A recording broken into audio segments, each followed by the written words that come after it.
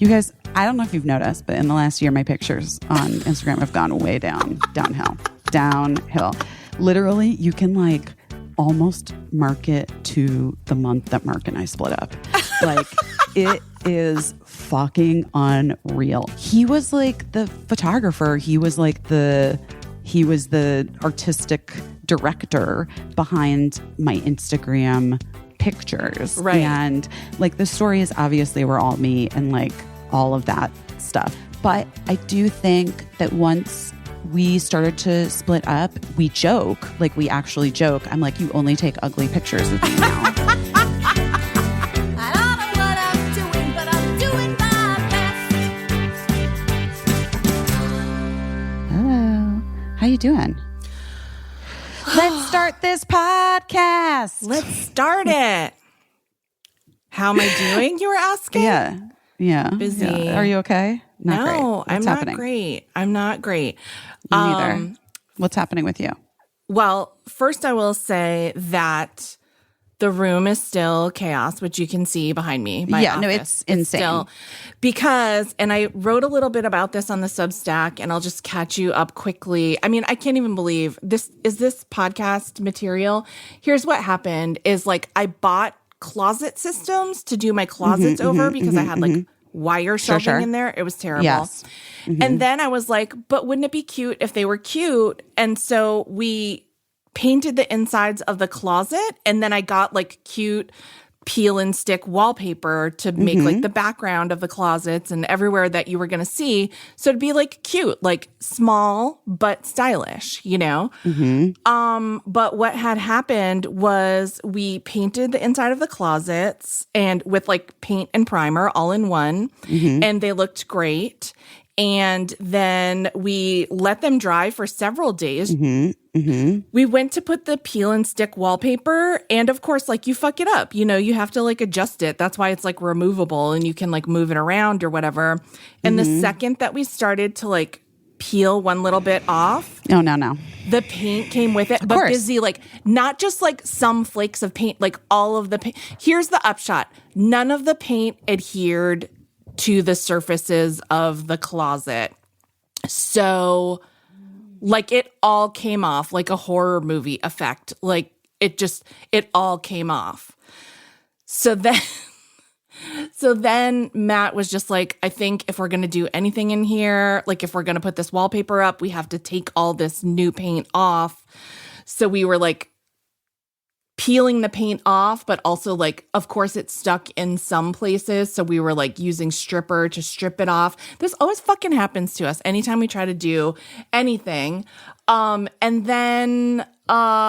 And then like the surface of the wall is all janky now. So Oh, no. what's happening now and why my closets are not put back together is that we're waiting for paneling to come in. We're going to put paneling inside the closets to cover up the janky surfaces.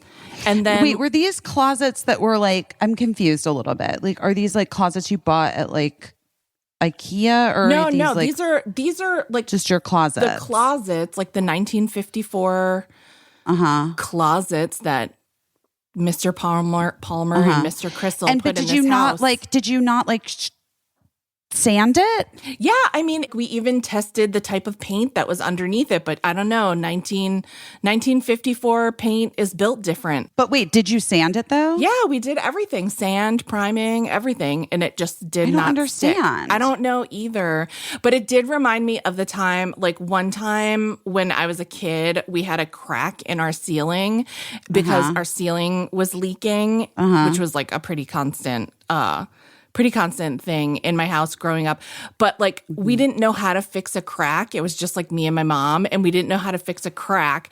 And so my mom like spackled over it, but then that looked terrible. So she was like, I'm going to put a textured ceiling like on the ceiling. And Okay. I was like, okay, like it's not the most in style right now, but we do what we got to do. So my mom worked really hard putting this, you know, and you have to, like, we didn't even have a ladder, I don't think. I think she stood on a kitchen chair and worked really hard putting this textured ceiling, like popcorn ceiling? yeah, like a popcorn ceiling, but not really. I like a popcorn ceiling, confession Really? time. Yeah, I love a glittery popcorn ceiling. This is, no, and I love we're done. the flowers. We're done But here. anyway, my mom put like a stucco almost ceiling on. And Yes. yeah. Yes. But not like the cottage cheese popcorn thing. Anywho, then what happened was it was obvious it was failing in some spots. And so I think she like tried to patch the spots that were failing. But then something that also happened in my childhood home a lot, the basement flooded. And our furnace was in the basement, and the furnace would take on water and then blow steam out of the heat vents. And the vents were up high, and it literally like steamed off the ceiling in the whole house, and it just started falling down in like giant joint compound pancakes. Oh, no. And I just remember I was a cheerleader in high school, and one of my teammates forgot her skivvies. That's what you called the little red underwear that you put under your skirt. And so I was like, let's run home to my house. I have an extra pair I can loan you before the game and go back. And we just went into the house and with my team member, and my mom was like in her underwear and a t-shirt, like vacuuming, standing on a chair, vacuuming the ceiling, cursing her fucking head off. But anyway, I think that's just, things from the 50s. It's not easy to get other things to stick to them. So that's that. That's my closet drama. I have other drama too. You do? Yeah. I mean, listen, I almost called our friend Stacey London because I'm going to admit something. I have been smug about menopause and where I am, like privately smug, saying to myself, I used to be like a real big period girl, like heavy period, but I was used to it. That was my whole life. And I lived with it really well. And I laugh every time they do those like period cramp simulators on men and they like practically black out because, I'm just like, because men are pussies. I don't know about that, but I'm just saying. We're not supposed to use the word pussy, right? Because that's derogatory towards pussies. Men are fragile flowers sometimes. And it always makes me laugh because I'm like, oh my God, I did sports like this. I went to every job and, grocery shopped like this. And meanwhile, this guy's at a 3 and he's blacking out or whatever. Anywho, I was kind of like, that I bought those tampons that I like on eBay because they were discontinued. And then I was like, this will be what kicks off menopause, is that I finally have like a steady supply of these tampons that I like. Like this will be, it was like a don't can't tempt it. Don't buy green bananas situation. Don't tattoo a person that you're in a relationship with's name on your body. Exactly. Yeah. So I have all these tampons, and then I noticed that like my period was slowing down a little bit, but I was still getting it regularly. And then I kind of like skipped it last month, and I thought that it was probably due to the vaccine, because the vaccine, I thought had affected my period in the past. And I think there's some evidence for that, even though they say it's not a big deal. But I was like, if this is menopause, like I'll take it. It's not that bad. I haven't had a hot flash. I haven't had like a wild mood swing. None of that. Anyway, I got my period the day before yesterday, like the night, like right before I went to bed. And I was like, okay, this is fine. I have the supplies to take care of this, thanks to eBay. And then I woke up the next day and I had to drive Lincoln to work. And then on the way home, I can't even describe what happened to me other than I feel like I went through menopause all in one day. Like, the cramps that I was feeling were like, it was like if somehow 100 times cramps was combined with like a roller coaster. That's what I felt like. Like I felt like every organ in my body had my period. And I was like, I do this thing where I get like weirdly giddy when I'm in like a near death situation. Like if it feels like a plane is crashing, I will be laughing, and everyone's like, I think that's very common. I think that that's like a very common reaction to like being kind of like in shock. I relate to this deeply. I also am a laugher when I'm like in copious amounts of pain. It was wild. And I made it home and I was like, I think that I'm going to actually like pass out trying to walk from the car to the house. But anyway, I made it into the house and just got a big drink of water because like a big drink of water solves everything. And then I was like, I just have to like close my eyes for a minute. And I slept for like 6 hours. But it was What? I know it's so insane. And I have been under the weather. I had that like weird nose infection thing that I think is like, you know. But so anyway, I just was like, I guess I needed to sleep for 6 hours, but I have had a hard time like shaking that giddy feeling. Like I feel a lot better today, but I'm incredibly sore. Like I played a game of rugby and I'm having like a hard time shaking that giddy feeling, which I'm assuming is like a hormonal thing. And probably why I cried watching Marcel the Shell with shoes on as hard as I did, but maybe not. But maybe not. Yeah, it's just I just feel like you know how when you take decongestants and you feel like you're floating like out like above and to the right of yourself, kind of like you're just watching yourself do things. That's how I feel. I feel like I've had the most decongestants anyone's ever taken. But I mean, if this happens to me every month, I don't know what I'm going to do. We don't know what's going to happen. I don't. I'm hoping like that this was just like the kickoff of it and then it'll get like more. Well, also like maybe this is a doctor. Oh, question. yeah, 100%. But I'm already anticipating that they'll be like, yeah, stupid. That's what it's like. What did you think? Everyone's joking around? It's bad. Right. But also there are like things you can do. Maybe you should DM Stacey. I will. She's always so nice. I know, she really is nice. Speaking of which, I had lunch with this woman, Erica Cheedy, yesterday. Do you know who Erica is? I don't think I know Erica. She started The Loom, which is like an educational resource about reproductive health specific to people with uteruses. Yeah. And has been doing a podcast with Goop, I think, for like the last year. But I really have been interested. I've heard about Loom for a long time. It was started here. Actually, Jenny Slate, this is so wild. Jenny Slate's like one of her best friends was one of the co-creators of Loom with this woman, Erica. And then Jenny's friend like split, like is like during the pandemic was just like, it's too much. She's the mom and had other things. So Erica's still building it and it's going to be like this incredible resource that'll be like an app and just educate. Erica's like an educator and a doula and like she's very cool and that's so cool. Anyhow,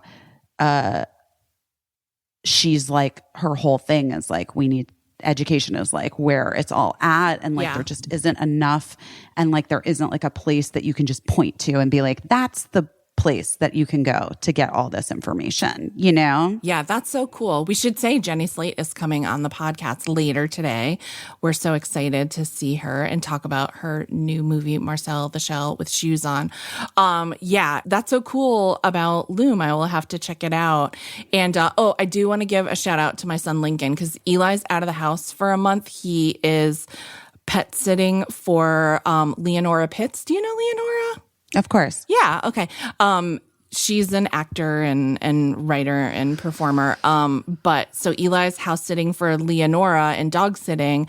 But Lincoln listened to every detail when I picked him up from work.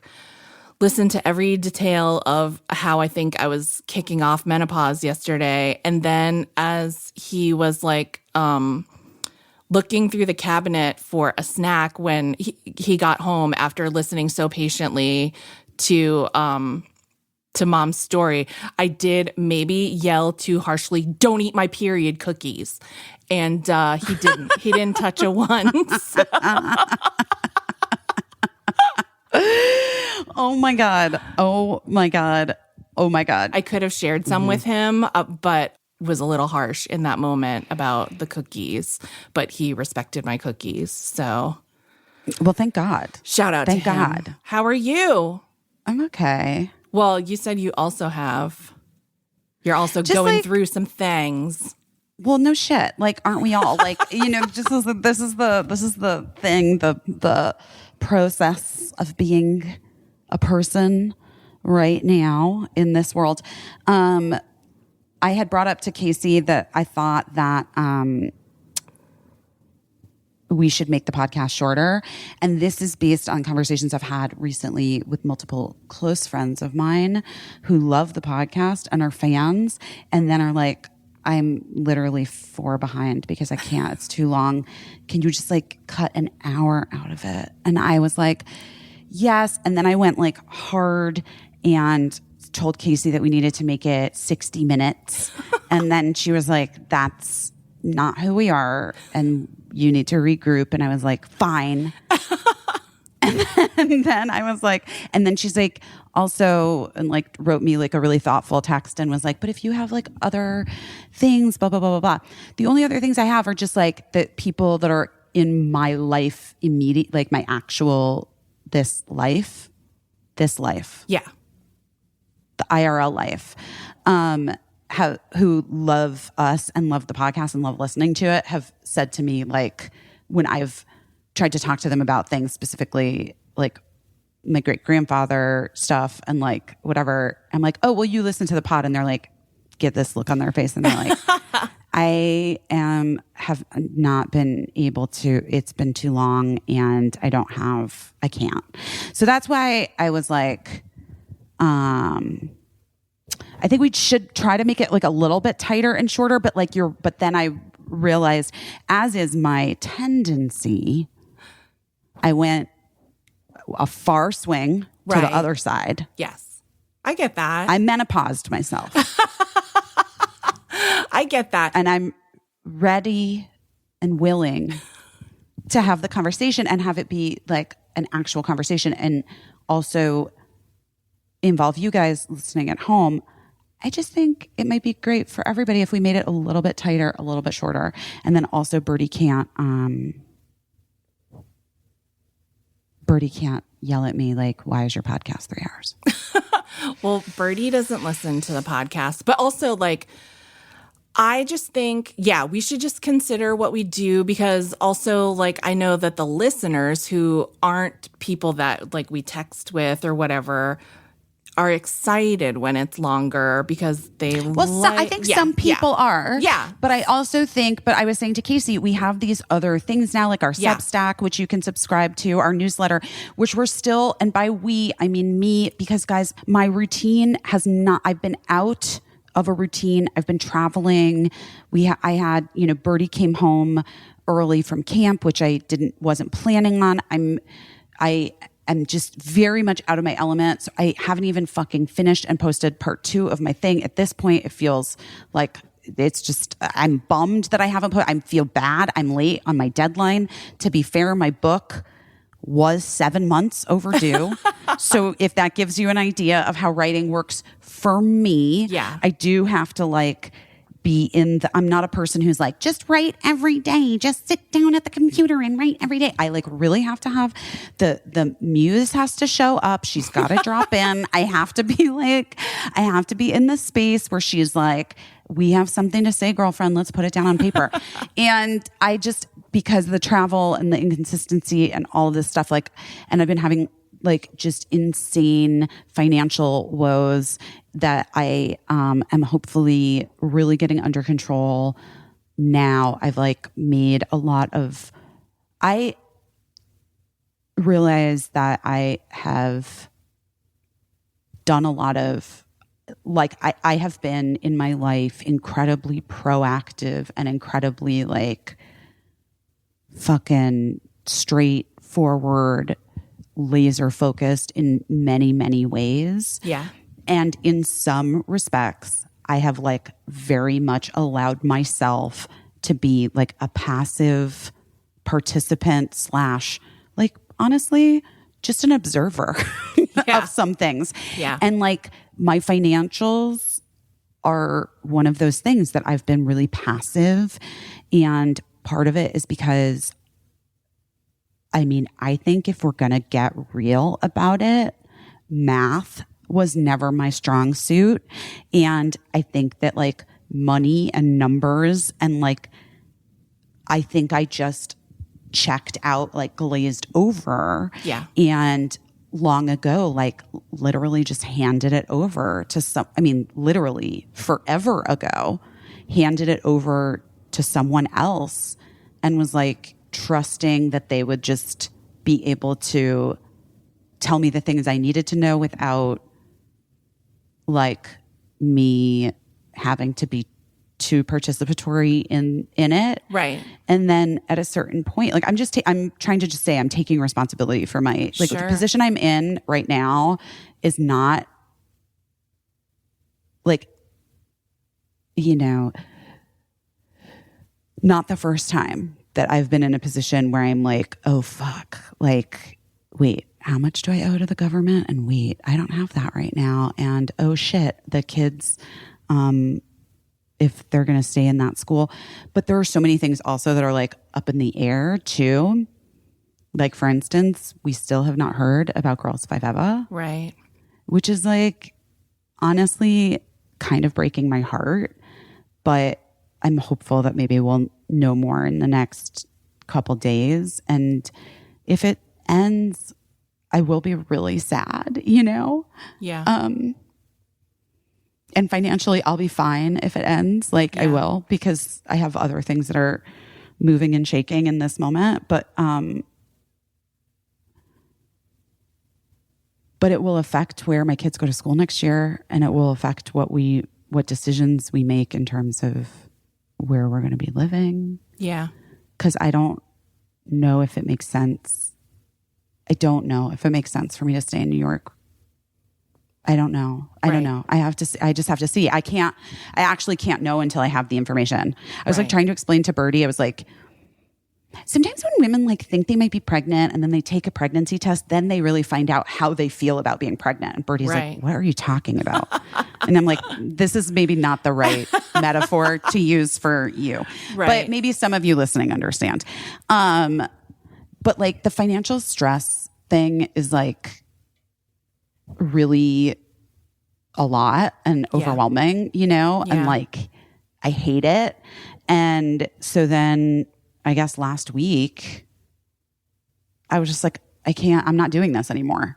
And I like made some big decisions on my own, like about what it was going to look like moving forward, and like how I'm going to be more participatory, and like who's going to be handling my money / helping me make those decisions / I'm taking back my power. I mean, I am I'm like, just, it's enough, you know, like I don't need to be in this position and it's not good. And I mean, I think that so frequently artists are in this position because we're artists and we are kind of like loopy with money, you know? Yeah. And we're freelance and all of those things, but like, it's enough. Like, I'm done with this. I have responsibilities. I have kids. I have like a lot that I need to take care of. And, you know, I need to like just get my shit sorted and like take control of it. I was talking to one of my BFFs from high school, Chrissy in Arizona at the pool. And she's like totally different job, financial situation, like et cetera, living situation, everything. And she was like, had also recently come to like a similar thing, you know, like a similar realization. And I feel like maybe some of you out there can also, like, you know, the last couple of years have been weird and unstable, and people, you know, were sort of left realizing that they didn't have any financial safety net, and they were like, this is it, like enough, not doing this anymore. And so anyway. Yeah. I mean, we have definitely been there. Like I can identify when, you know, even when I had a good job, like we sort of went over our finances and we were like, Matt was teaching college. He was an adjunct professor at a number of different colleges that he was driving around to. And that seemed okay. We thought we were paying close attention. And that seemed like, this is good. We're doing like our productive things and we're good. But then we realized it was almost practically costing us money. That's when Matt was like, I'm gonna get a job at a grocery store. That's what I'm gonna do because it has benefits, which was like another thing. Like prior to the Affordable Care Act, we were like living without insurance, even though I had a glamorous job in television. And it was a huge change for us. But like, I'm really grateful because it changed the trajectory of like, that relief of like not having to convince someone to sell us health insurance for any amount of money was like a huge deal. And we were able to, put away a little money every week and like chip away at that pit. So I feel for you and I have every faith that you're gonna get this under control, probably even faster than you think. No, I'm yes, but it is stressful, and it's like and like then on top of it, there's like all kinds of stuff happening. Well, first of all, Birdie did not get the visa for going to school next year abroad, boarding school, which we knew was like a real possibility because of Birdie's age and what grade they're going into. And they only grant like 50% of them, correct? I don't know if that's, I don't know. I think so. But next, I do know that like next year, the chances of Birdie getting approved for the visa is like very, very high. Okay, good. So, which actually then all things considered and combined makes me feel like, well, maybe the Swedish government knows what they're doing. Because, obviously Birdie came home early from that trip and maybe maybe Birdie can stay with us, stay for another year at home and maybe that would be really good for everybody. I want to say this too. I have now heard of like, I think 4 kids that I like know of. Yeah. Who are around this middle school age who have left their camp programs early. Like due to like intense anxiety. Yeah. Like panic attacks and like had to get the fuck out. Yeah. And so anyway, if you're listening at home, I just heard about somebody else last night who's flying to the East Coast to pick up their kid. Like if you're listening and your kid couldn't hack it at camp this year, I think we all need to realize that our children have been like traumatized and are struggling and like, let's just not have it be anything other than like, let's take care of our kids. I mean, universally, every adult I know is like, oh, I can't even like go into Home Depot and get everything that I meant to get. Like I can't even make it through the whole store. So I don't know why anyone would be shocked to hear that a kid can't make a couple weeks away from home. I know, but that's the thing. Like I was texting with Caissie yesterday and I was like, I just feel stuck right now. I feel like a little paralyzed. I'm like suspended in GAFA again. And I hate, that's not my preferred mode of living, like I like to be really productive. I have so many ideas. I want to like do all of these different things. And I feel like the days pass and then I'm like, it's 7 p.m. I'm exhausted. What's happening? Like how did I make it through another fucking day without finishing X, Y, or Z? Yeah. It's I'm like really doing hard. I'm doing this like money job right now for Amazon. And I literally, they send me these like things that they're like asking me to do. And I'm like, and guys, don't come at me for taking money from Amazon. You know what? They were going to give it to someone. It may as well be me. That's I what need Joan it right Rivers now. would say. You know what I mean? Like I can't, when we tell you guys that like we really believe in the products that we sell to you, that is true on this podcast. That is true. That is true. And then other places, if you see me and you're like, that's not aligned with your values, okay, that's also true. Let's be able to hold both things. If you don't think a thing aligns with my values, then you know that I need money. Let's just like, can we just say that to our friends who are listening? Because you guys are friends. This is inner circle vibes. And like, I'm sorry. I just have to, like, you know what I mean? Yeah.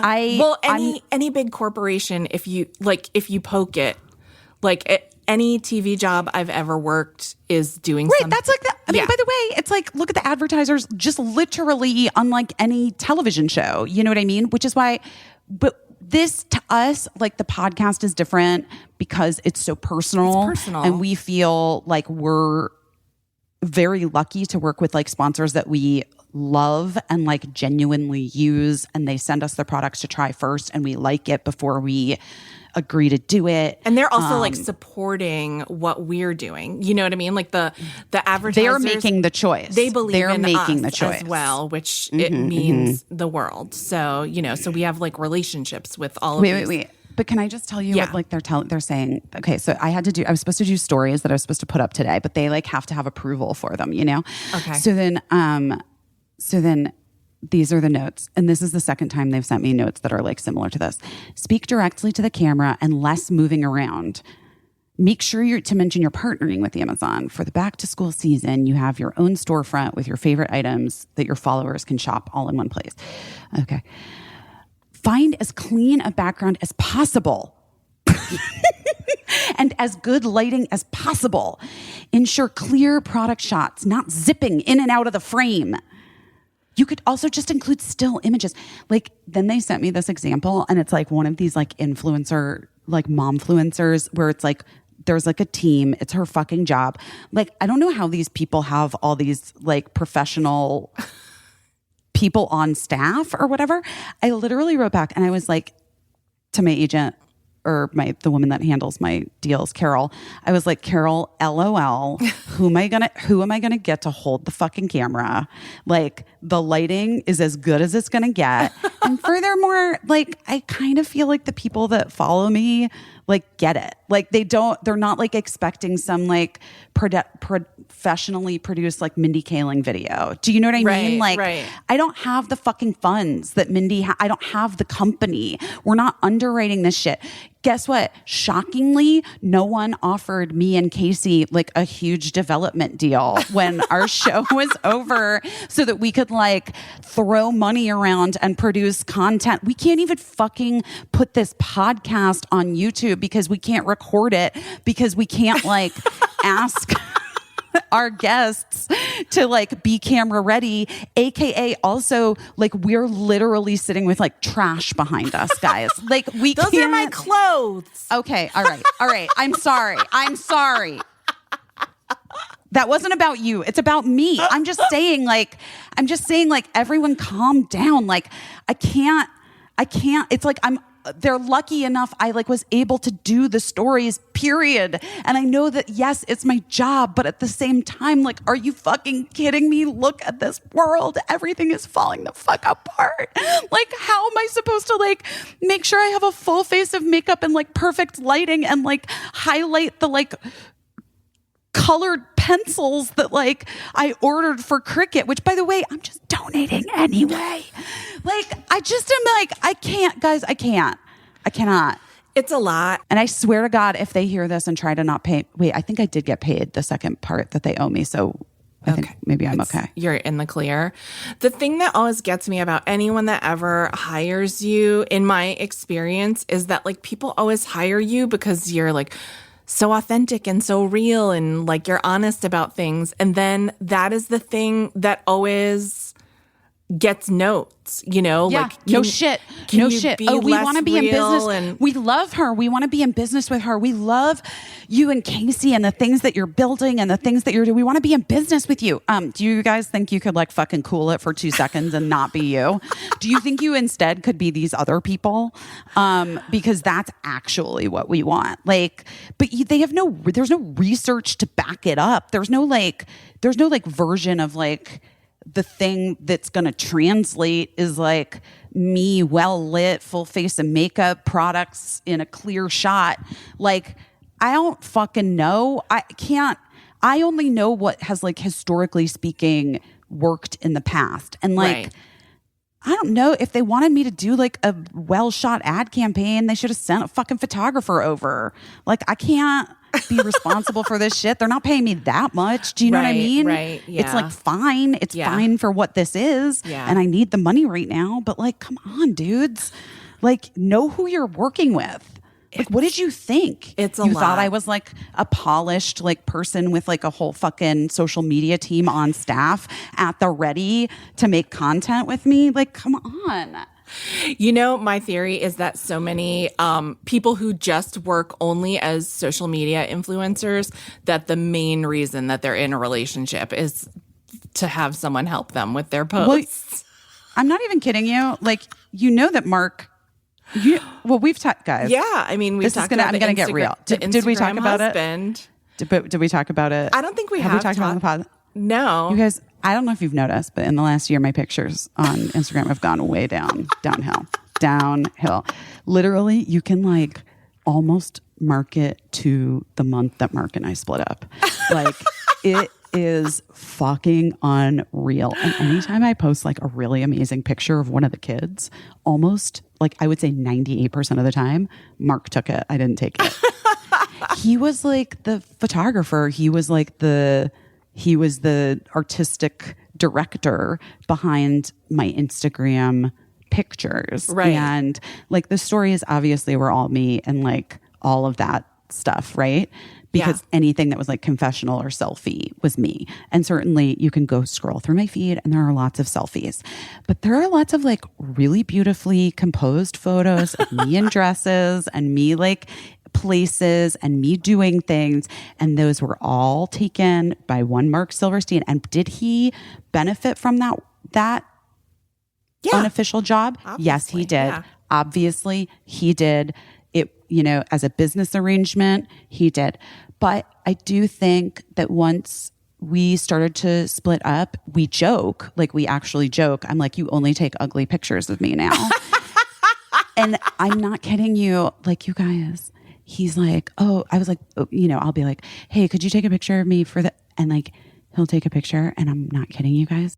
It's like so unflattering. Like, he takes the most. I'm like, I look like I haven't slept in 8 years. I have like giant bags under my eyes. Is that like I'm wrinkly? Is this what I look like? I look like a monster. And I joke with him and I'm like, you aren't in love with me anymore. And so you're like, you can't see me like in the like beautiful, beatific way that you used to be able to see me. And so the pictures fucking suck, quite frankly. And I was like, you're able to take gorgeous photos of our beautiful children because you're still like so in love with them. And all of this also, he's a great fucking photographer. Like he's really good at like composition. And he always has been. It was like when he went to film school with Abby, like he literally was like debating going into like cinematography versus directing, you know what I mean? And writing. And ultimately I think Mark could and would be great as a cinematographer. I may need to post some, and maybe this is where I'm going to say, maybe this is where we do Substack content because, and here's the only reason why I would say like, this, I wanted to talk to you about this. Like, because Caissie and I have talked a lot about like, we don't want to make content unavailable to like the people who are really our fans, right? And sometimes like the money is just, you're like, I can't support it. It's like, but like I just don't have the extra funds right now. And if that's the case, send an email to Caissie or whatever, to the Substack, and we'll like work something out, right? Yeah. Don't you think, Caissie? Yeah. Like so that you can be like, get the subscriber content, because we're going to start doing subscriber only content. Right. Because we found out that the Substack is going to like a lot of people beyond who are listening to the podcast. Yeah. And not just that. Well, yes, that, but also like I want to post things that I don't want to be free to people who are trolls. and who don't Yes. like me. Yeah, and you who know what I'm just- saying? Who just there's and who no are just relationship there, right? And Yeah. they're like, and they don't get it because Yeah. I actually would love to do this. And will you write this down? Can somebody write this down? I would love to do a Substack post of before and after my separation. And just show you guys some photos. I do want to throw out that also maybe it's possible, and I'm not saying that this is what's happening, but maybe you're projecting a different feeling in those photos too. Do you feel like that's it? No. Because when Eli was like, I don't know, gosh, when he was like 10, I think he took my first author photo, and it was such a good photo of me. And I said, Eli, you're such a good photographer. This is amazing. This is the best picture of me ever taken. And he said, I think the secret is to have somebody that you love taking the photo because the love will show on your face in the photo. And I was like, oh, okay. But I still love Mark in many ways. But you know what I mean? And like the photos are horrific. Like they're and Mark, if you're listening, if you're not way behind on the podcast, I'm sorry I tried. I'm telling you something, Caissie. This is a thing we've been talking about for like a year almost. Like literally. I mean, actually, What does he like, say? he's like, I don't know what you're talking about. And I was like, I do. Look at the you know what? The proof is in the pudding, guys. The proof is in the Instagram. Maybe it's like when you nag someone to wash the dishes and then they're like, oh, fine, I'll do it. And then they immediately break a dish. So you're like, no, never mind. Don't do it. Well, honestly, yeah, that's it. That's it. He's breaking dishes left and right. And by dishes, I mean my face. Okay. So anyway, I just like all of this to say, I do think that would be a really good Substack post, but I think that it needs to be just for our friends Just and for- family, yeah, just for friends our and family. subscribes, just for our subscribes, just for the real people who are like out there loving, listening, supporting, being our true vibes, the ones that would only take gorgeous pictures of you and I.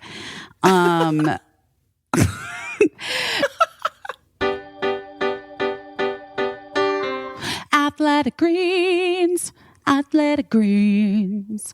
We love Athletic Greens. AG1, AG1 is the way to my heart. Is that a good? Yes, we do Did I love do it? Yeah, you were singing the truth. We love Athletic Greens. It's a product that we literally use every day, both of us, because it's so good. It's so good. Here's the deal. Your issue might be your tummy. Maybe your issue is more energy. Maybe your issue is your immune system, boosting your immune system, or that you hate taking multivitamins, but you know you should, or that you know you need these supplements, but it's like too difficult to figure out what's the right one and how much you need and da-da-da-da-da-da-da-da. Well, that is where Athletic Greens steps in, because one delicious scoop of Athletic Greens, you're going to get 75 high-quality vitamins, minerals, whole food sourced superfoods, probiotics, and adaptogens that are going to help you start your day right and continue your life right. Everybody knows that like taking a multivitamin is great. Yeah.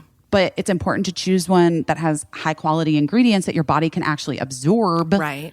And AG1 takes care of that. Plus, your subscription to AG1, to Athletic Greens, comes with a year's supply of vitamin D, which is also very important to add in. I do it daily. Also, AG1 is lifestyle friendly, whether you're vegan or vegetarian or dairy free or gluten free or keto or paleo or however you eat. I'm telling you, AG1 will fit into it. Gotcha. It has no GMOs, 1 gram of sugar, no nasty chemicals or artificial anything, and it still tastes delicious. If you haven't tried it yet, we highly recommend it. You can put it in a smoothie. You can do it plain. Just in water. Sneak it into your kids' smoothies. Shh. And you're going to feel the difference. It's like a noticeable difference in how good you feel. And right now, it's time to reclaim your health and arm your immune system with convenient daily nutrition. It's one scoop in a cup of water every day. That's it. No need for a million different pills and supplements to look out for your health. And to make it easy, our friends at Athletic Greens is going to give you a free 1-year supply of immune supporting vitamin D and 5 free travel packs with your first purchase. All you have to do is visit athleticgreens.com/busy. Again, that's athleticgreens.com/busy to take ownership over your health and pick up the ultimate daily nutritional insurance. Guys, go get it. Ooh, we love higher dose. Ooh, we love it so much. You guys know we love higher dose. Yes. How you been doing with your higher dose recently? Oh my gosh. Well, I use the LED face mask every day, and I love laying on the crystal heating mat. I love, there's like a dry brush product that I really love that they sell. And the heat blanket burrito, sauna blanket, that's just like a special treat for me. It's a special treat. When I travel, I really notice the difference of not having my infrared PEMF mat. Yes. To like chill myself out at night, because it really helps me have deeper sleep, which is a thing that infrared therapy is known to support. Also glowing skin, also a more balanced mood. And, it heats up your core temp. Your brain releases happy chemicals, and who doesn't need those? I need some. Do you want me to bring mine over so you can, since you're in town? I was thinking about it. I actually, not a joke, was thinking about it, but we can talk about it. Let's put a pin in it. We'll talk about it offline. We'll talk about it offline. Off the ad. But it's honestly, my mom has it and uses it all the time, recovering from her hip surgery, and like is obsessed with it. It recharges your cells. We're talking specifically about the PEMF mat, the infrared mat that has all of the crystals, 20 pounds of healing crystals. Amethyst and tourmaline. It's very relaxing and restorative. And the red light face mask stimulates collagen and makes you glow and is beautiful, reduces fine lines, regenerates cells. Honestly, just like combining all of the products makes me the happiest. Yeah. And Gina loves it. Birdie's screaming from Gina does love it. You guys, your dogs are going to... Have you tried that with your dogs, by the way? Putting them on the grounding mat? Oh, I haven't, because I never thought to share it with them, but you should, because your dogs are a little wild and like have a little... I think they might... You don't want to turn the heat up too much for the dogs, but like they might really enjoy it. They do like to calm them down. I'm willing to try anything. I'm serious, guys. This isn't an approved use of the mat, but I have noticed that Gina loves it and it does like chill her out. So, higher dose, giving you that one of a kind at home spa experience, intersection of wellness and health and beauty, and we just love them. Medicine. Well, don't quote us on that. We're not veterinarians. But guys, get your own sauna blanket or your own mat and red light mask today at higherdose.com. You can use the promo code BEST at checkout to save 15%. That's higherdose.com, promo code BEST. Or just go to higherdose.com/busy and you'll save 15% off, that's easy too. Do it.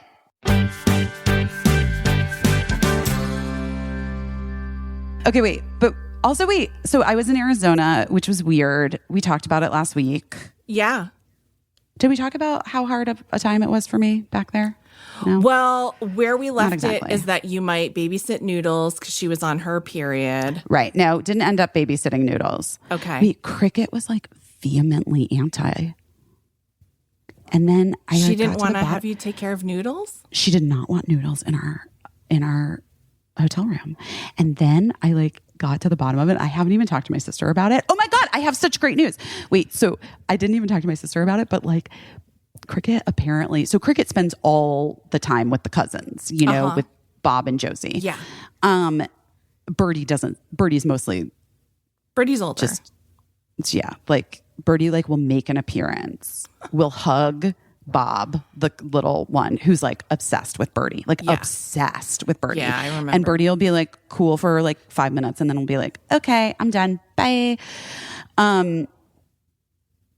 So Cricket goes to me that night, the night that Cricket was like, absolutely not. And Bob's older Bob, adult Bob was like, no worries, busy. It's too much. You guys are on vacation. Just like, I don't want you to have to worry about a dog. I'm going to put Noodles with her brother in this boarding place that's going to take them. It's going to be fine. Yeah. Okay, fine. And so then that night before bed, I was like, Cricket, what's the deal? Why didn't you want that little puppy to come over and like hang with us? What's up? And she's because all I have heard about since I got here is how Noodles is crazy, is barky, bites people, needs attention all the time, scratches, hurts, and I do not need that on my vacation. And I was like, okay, girl. Okay. You know what? I said to her, I was like, you know what? You had insider information I wasn't privy to. I appreciate you speaking up and saying and putting the kibosh on us taking care of like what sounds like a little demon dog. If we're being real. And I don't know if it's because of her period or if she's always like that, but like I think Josie and Bob, every time they talked about the dog to Cricket was like, she's crazy. She barks all the time. She bites me. Oh my God, look at she scratched me. And Cricket was just like, oh, hell no. We're not watching the fucking dog. And Cricket is like a real animal whisperer, like loves dogs. So I knew something weird was happening when Cricket was like, no. But it was truly hilarious Not when she Cricket's problem. When she broke it down and was like, my vacation is not about that. I am not about getting scratched by that dog. Oh my God. But wait, so you guys, I think we've talked a little bit before on the pod about how my niece Josie has CP, cerebral palsy, that affects like really one side of her body. I think it's her left side, although I could be wrong. Sorry. Well, Leanne doesn't listen to the podcast. But it causes, because of the CP and how it wasn't like sort of diagnosed for a long time until I think last year, right? Yeah. Is that, we talked about it a little bit on the podcast. Yeah. But she had like, it was like kind of like a medical mystery, like what is happening. And it was like gathering all of this information and the pandemic. No, I don't think it was, I think it was like a couple years ago now. I think it's been several years. Caissie. Who knows? I feel like it was in the past 18 months, but who knows? Well, there was something happening during 2020 because I remember it got like her testing and stuff, right? Like the neurological test, like got put on hold for a while because of the pandemic. But anyway, they, got the CP diagnosis, and it affects certain things, but she has like physical, disabilities that are, and I'm using the language that my sister and Josie have used for themselves in talking about it. Josie, in talking about Josie, I'm only saying that because if you have CP or if you have a kid with CP or whatever, and you use different language, great.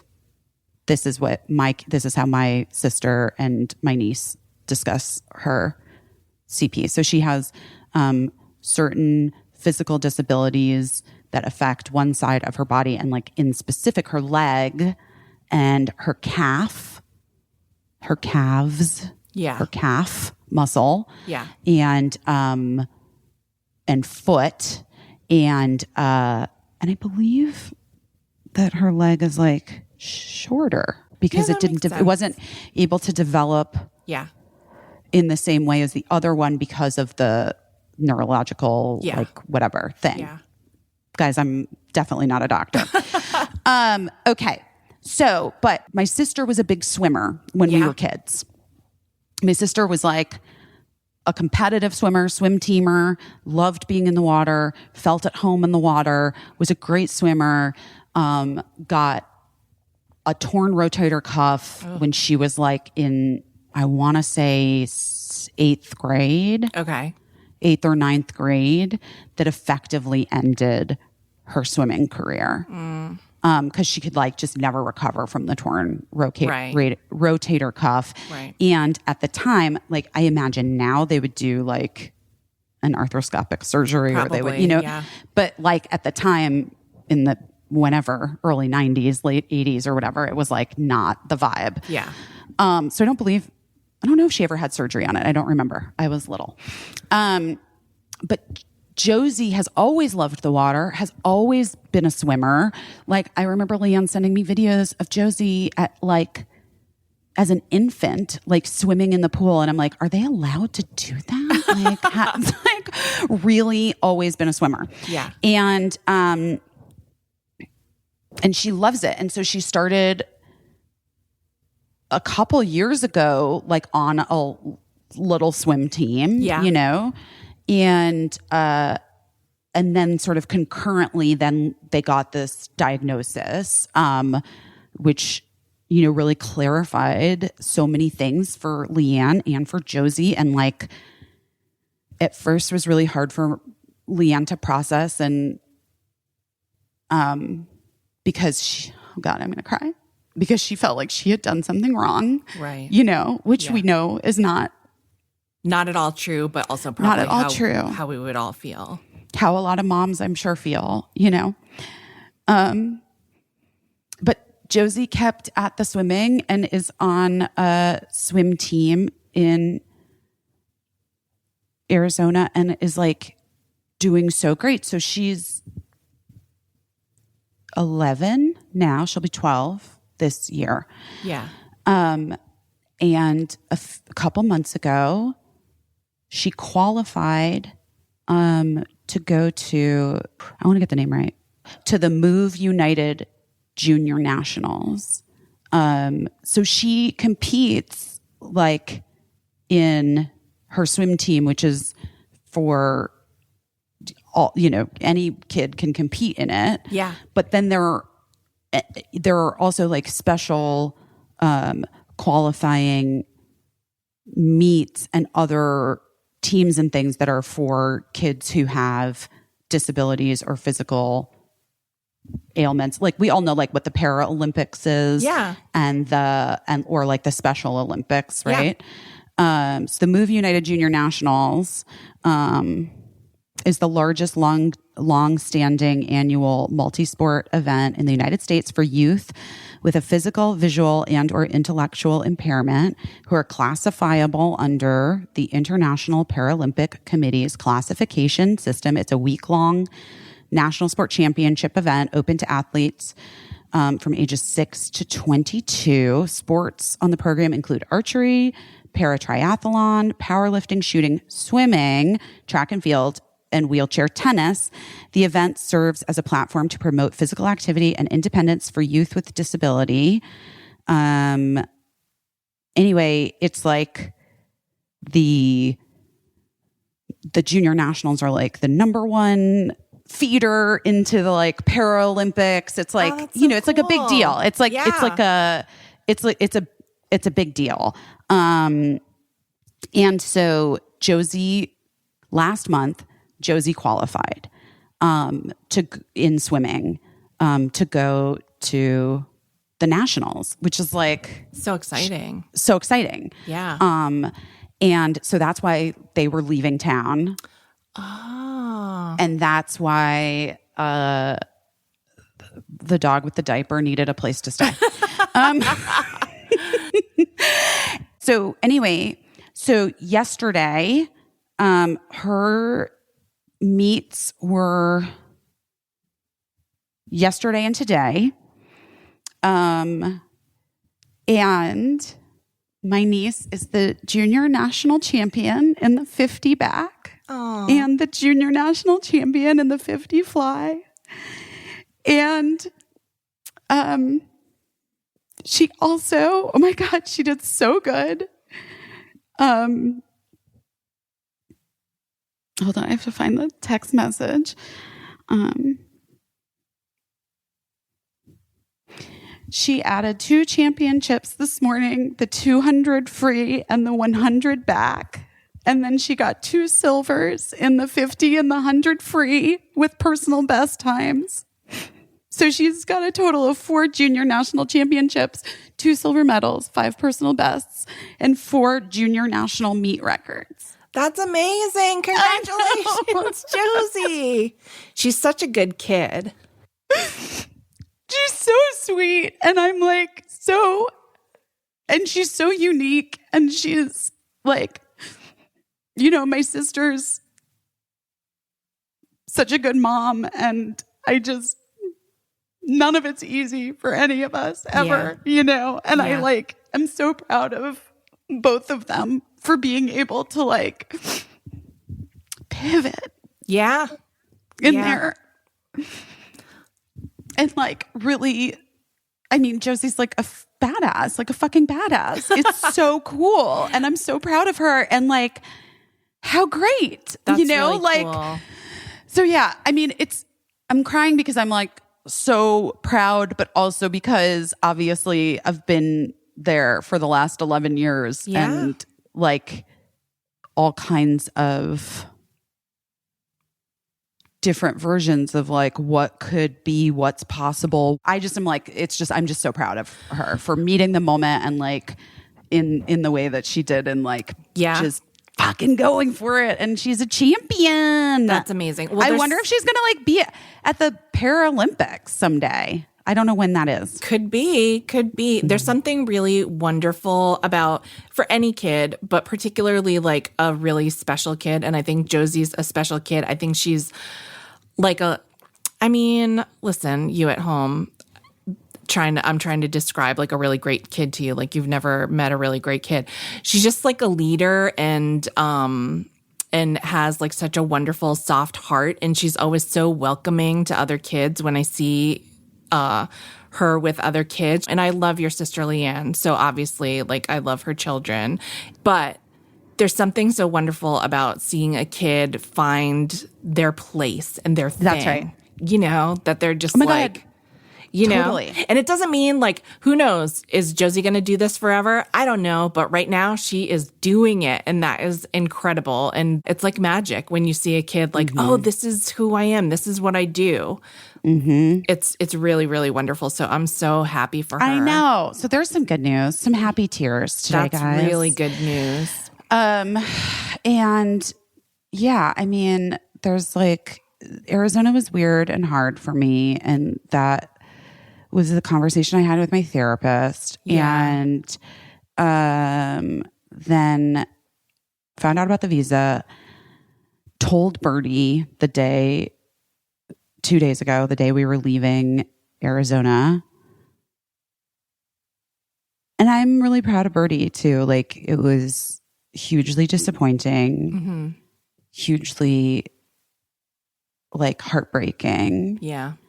And Birdie had a lot of feelings about it and like really moved through them all without like turning them outward to us or inward to themselves, if That's that makes great. sense. That's good. Yeah. It felt really positive. And then we drove here and like just listened to all the music that Birdie wanted to play. I decided that would be my way of parenting during this time of disappointment, was that Birdie could control the stereo.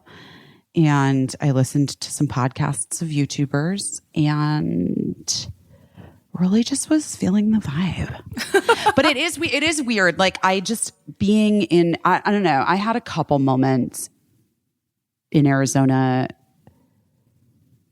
where like I was like driving around with Birdie, who's about to turn 14, and then thinking about myself at 14. And of course, if you read my book, you know that I was raped at 14. I was like sexually assaulted at 14. And I don't know why I'm whispering, except that I'm trying to just remain calm when talking about this.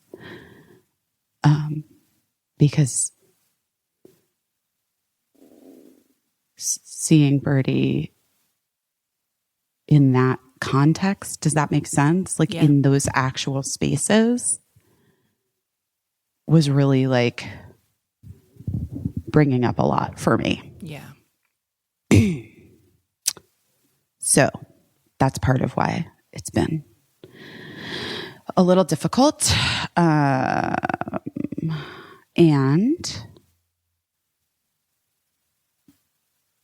also we have no choice. We move through, right? We just keep going. Yeah. Yeah. I mean, yeah. We just keep going. No, now I just got an email. Amazon's going to return, like sending me these. Oh my God. Okay. All right. Am I hiring? Look, who's going to do it? Is your son coming over? Sure. I'll give him $50. To hold the camera? Yeah. Oh my gosh. How fucking weird. Like, I'm literally known for selfie style videos, and they're like, someone else needs to hold the camera. It can't be zippy.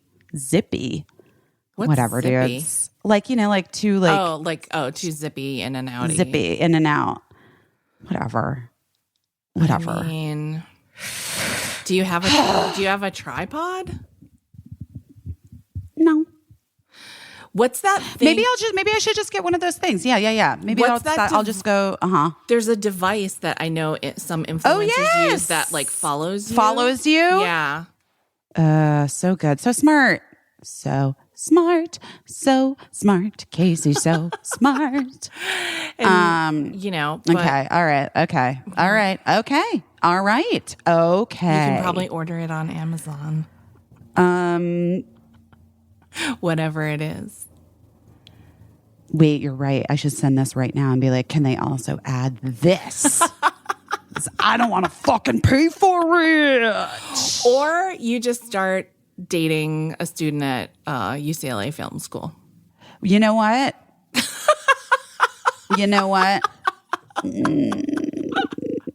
I don't think so. I say dating in quotes. Like, it'll be real to them, but you'll know what it really is. You need someone to hold the camera. We need the Pivo. I was going to say Bebo, but it's a Pivo. Can we get a Pivo up in here?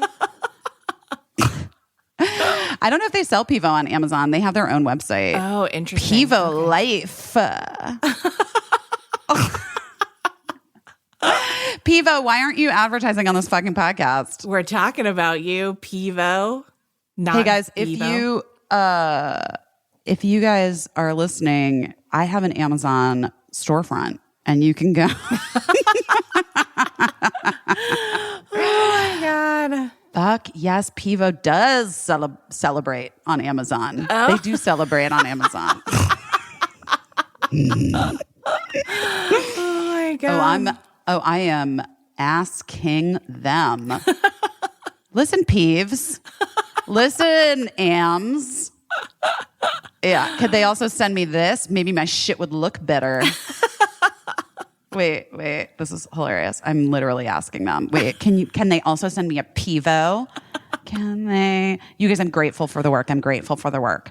Also send me this.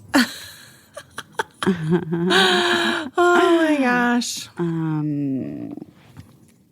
It's hard. It's, I'm always grateful for whatever work that I get as well. But I often have a lot of notes and you can't really give your notes because you're not the boss of that kind of work, No. Like, I have notes in return. But I don't even have to worry about it lately. I mean, I have not gotten hired to do anything in so long. The most recent thing was I had to talk to this guy on the phone for about an hour, and he was like, oh my God, we would be so lucky to have you on this project. You are beyond qualified, to which I said to myself, no shit. Beyond qualified. We would be so lucky to have someone of your caliber on this project. I can't wait to work with you. Let me connect you with our business affairs person. Put me on an email with the business affairs person. I was like, hey, business affairs person, looking forward to talking to you. Never heard a fucking thing. It's been 3 weeks. And I'm like, here's the thing. I get it. I understand that like shows fall through, jobs fall through, you go in a different direction. Email me back and say, email me back. Because even Google is like, it's been 7 days since you sent this email. Do you want to follow up? And I'm like, no, the ball is in their court, Google. You should be asking them, do they want to follow up with me? But here's the thing. Email me and also Venmo me $300 for the fucking hour you made me talk to you about how great your company is and how exciting it would be to work together. Email me telling me it's not happening and Venmo me $300 for my time. Is that too much to ask? No. I want to be Venmoed $300 for my time for everything. It's just like, I mean, I get it. Like, you know, doing a meeting with someone, it's on spec or whatever. But like, I think that we learned all we needed to know about each other within 15 minutes. The other 45 minutes was superfluous. It was masturbatory, if you will, on the part of the person. I love using that expression. Yes. And also, it was one of those situations. I like masturbating. It was one of those situations where I was supposed to talk to the person and then they were like, oh, I'm stuck on another call. So prior to that, this is why I'm asking for the full 300. There was a full hour of me hearing that they were stuck on another call before they even got on the call that was supposed to be an hour before. And then it was a masturbatory hour of talking about nothing after like, you know, the initial 15 minutes of like, yeah, this seems fine. Like, let's do it. So anyway, I would like $300. I'm not saying I don't want $300 from anyone or anywhere else. That's the thing. Right. You know, if someone came in and just handed me $300 to be nice, I wouldn't take it. I specifically want $300 from those people. Yeah. It's the principle. Well, that makes sense. Yeah. Just to saying. Me. Am I going to get it? No. But I might send a little bit of a passive-aggressive email. But I don't know. I'm deciding. I love to wait so long and then send a passive-aggressive email to which the person is probably like, who the fuck is this? Like, they probably forgot about me. I think that's bullshit. They haven't forgotten. They have not forgotten. Clearly not on their mind, or they would email and be like, hey, sorry to never get back to you about this. No. Whatever. I don't even want to say this business because this job was barely what I would even call this business, but it was going to be on television. But whatever. I don't even know what that means anymore. I know. I mean, that's the weird thing. This business it's not the same as it used to be when we started out in it. It just isn't. You know what'll cheer us up, though? You know what'll cheer us up so much? Tell me. Guess who's joining us today? You know, you're not. Oh, guessing. Jenny Slate. This is a test that you can pass. Yeah, Jenny Slate. Yeah, Jenny Slate, who's in the 2 movies of the summer. Well, one of them she made. One of them she created with her ex-husband, Dean Fleischer Camp. Yes. Marcel the Shell with Shoes On in theaters now. Let me tell you something. I want to say something just to you that I'm going to say right now. I missed Marcel the Shell with the Shoes On in its inception in the early 2010s, whenever it was. Oh, you did? Because I had a toddler. Yeah. I was working on Cougar Town. Yeah. And it was not on my radar. So, and I remember like the first I really ever saw it was like in the bookstore. And I was like, I don't know what that is, but okay. Interesting. I was fully immersed in Marcel the Shell. Right, because how old were your children at the time?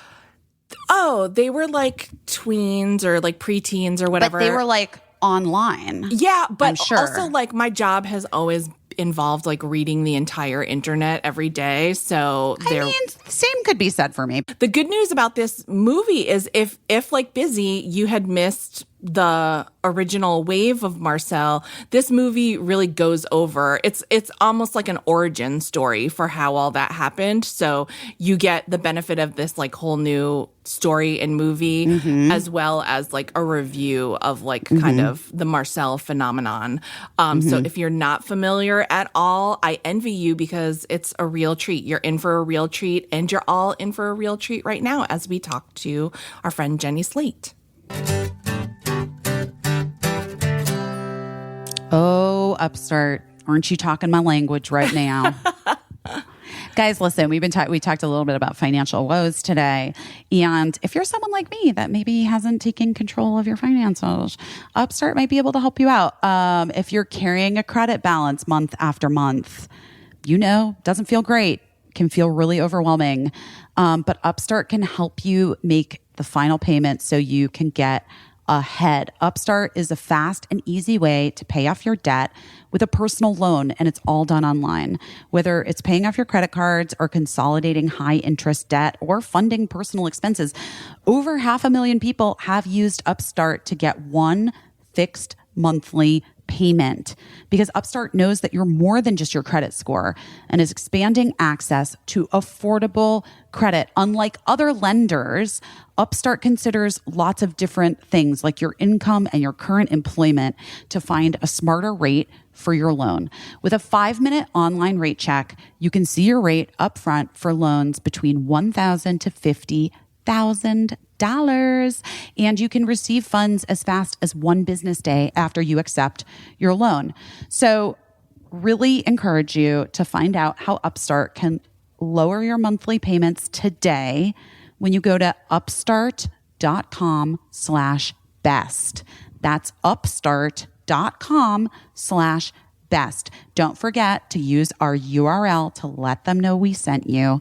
Loan amounts are going to be determined based on your credit, income, and certain other information provided in your loan application. Go to upstart.com/best. Fuzzy, fuzzy, fuzzy, fuzzy. Oh, Fuzzy, we love you. If you know, if you know, you know.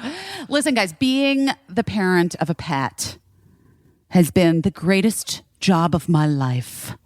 But it's also a huge responsibility because Gina can't talk yet. Right. Yet. She can't talk yet. But I'm always trying to understand what's going on. But knowing something's up with Gina or her health or the cat's health and not understanding, it's like one of the greatest challenges of pet parenthood, which is where Fuzzy comes in.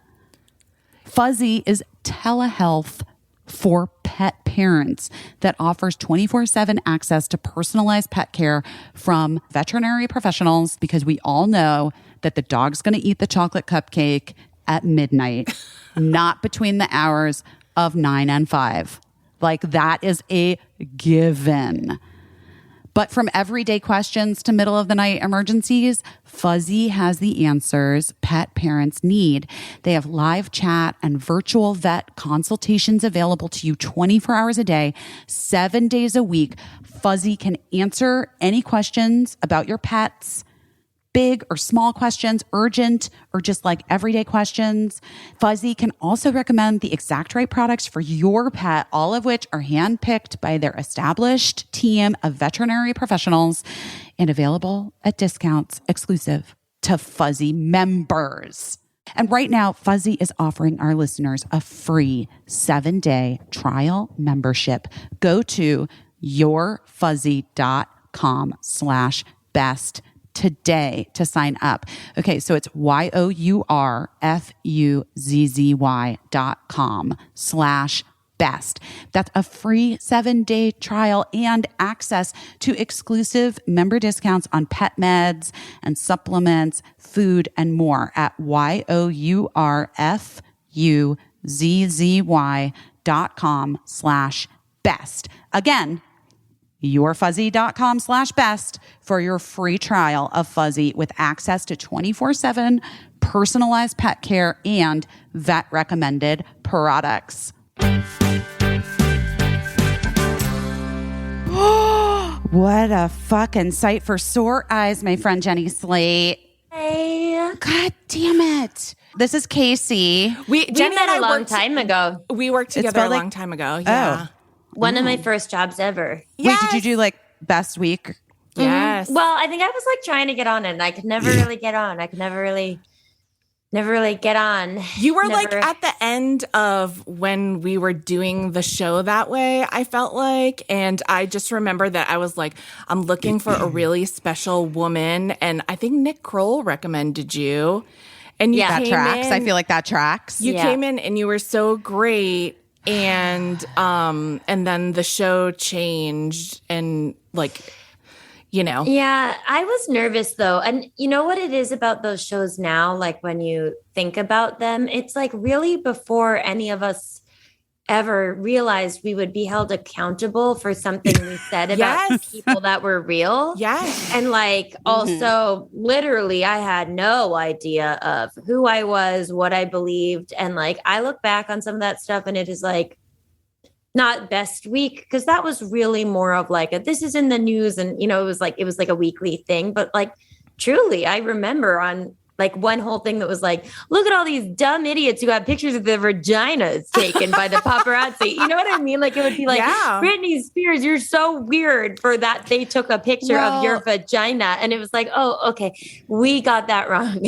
We got it wrong. We talk about it a lot. We talk about it on Girls Five Eva too, because it like, you know, we do those flashbacks to the 90s.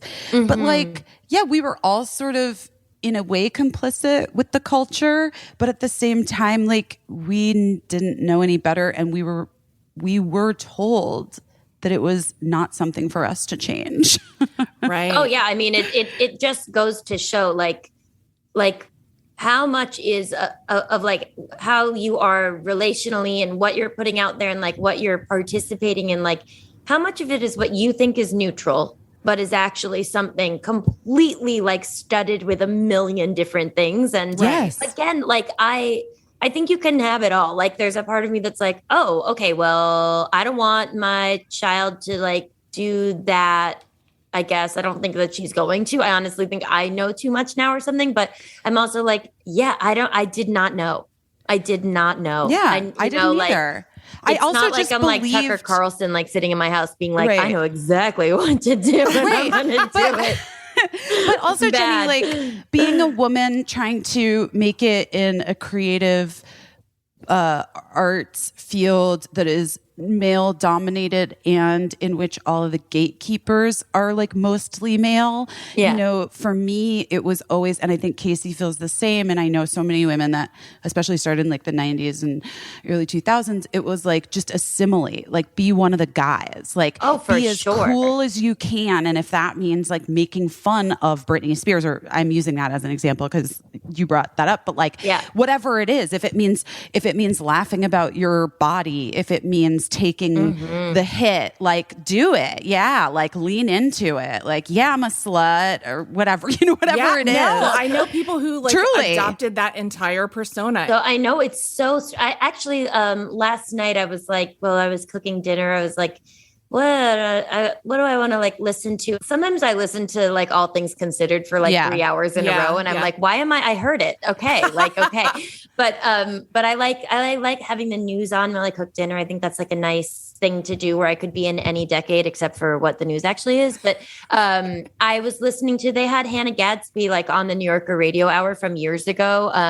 And I was like, oh yeah, right. I remember this moment in her special, Nanette. Like, I mean, this is so long ago. I don't know why they were replaying it either. But she was like talking about what you have to do to be funny, to like, and what a joke is, and like why, if you want to eventually thrive as yourself, like you kind of come to this point where you're like, maybe I can't do it this way anymore. And she obviously has one way to do it. I think I'm trying to find others too, but I am really interested in that. And that like, sometimes it's like when, because I had it too, when I came up as a comic, that my reaction was, I'm not going to wear like a hoodie on stage and be like a boy of a girl or something. Like none of that is the right way to say that. But at the time it was like, you can't be femme.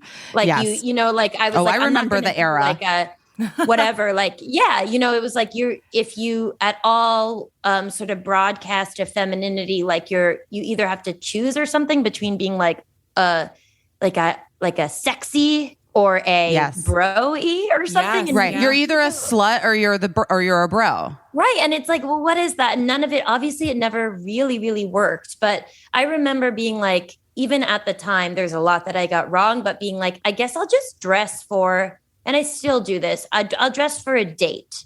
Like if I were going to fall in love with a really good person, not a person that I think they're kind of bad, but kind of hot or something like that. Like don't think of the audience that way. Think of them as someone that really is like a perfect individual worthy of your love and they're worthy of yours. What would you wear? And then that's how I would get dressed. I love that. I love it. It's also like, I think about your career and I think about how much success and how unique your career has been. Like if you look at the whole of it. And one thing that I've always loved so much about you is your ability to really like own yourselfness in the thing. You know what I mean? Which I think is why you're so appealing to like lots of different things. And like the projects that find you are like so lucky and better for having you a part of them. Do you know what I mean, Caissie? Well, that's a nice thing to say. Well, I think it's true though. Like I feel like you're like a person who, as you came into like the public facing part of your career, you were like deeply rooted in yourself.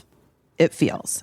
Yeah, I think that's true. I think, I mean, also because if you like really want it bad, I don't know if you guys experience this, but like, especially if you experience rejection or you experience a mismatch, like you're like, I am not fitting in. I am not getting it, or they're not getting me. Like, oh, I am not getting these parts.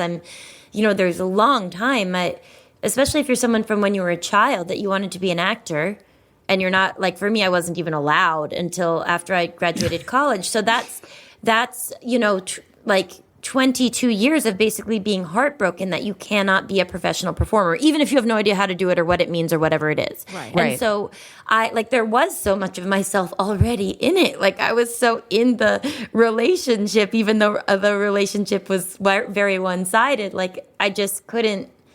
I mean, I think that's why I ended up doing stand-up, to try to become an actor, even though it turned out that I just like really like stand-up as itself. But that I was like, I can't like, it seems like myself is the thing that's like standing in the way of why I'm not getting this part on like a sitcom. But also I feel like, oh, so nice about myself. Like I don't want to shit on her. Right. Like I think that's the secret to the magic that is you. I've had this conversation so many times with performer friends of mine saying, would you rather be popular to 30 million people as not yourself, or would you rather have 10,000 people that really loved you for who you are and who you feel good about showing? And everybody's always like 30 million people, obviously, being like a huge phony. But I just think that you are so yourself, and maybe that's a product of like not, if you had entered the business as a child, maybe things would have turned out differently. But I think I would have been the worst. I would have been the worst. I don't think that's true. Yeah. I don't think that's true. I don't think that's true. I think so. I mean, maybe you had time with yourself and to get to know and love yourself. Yeah.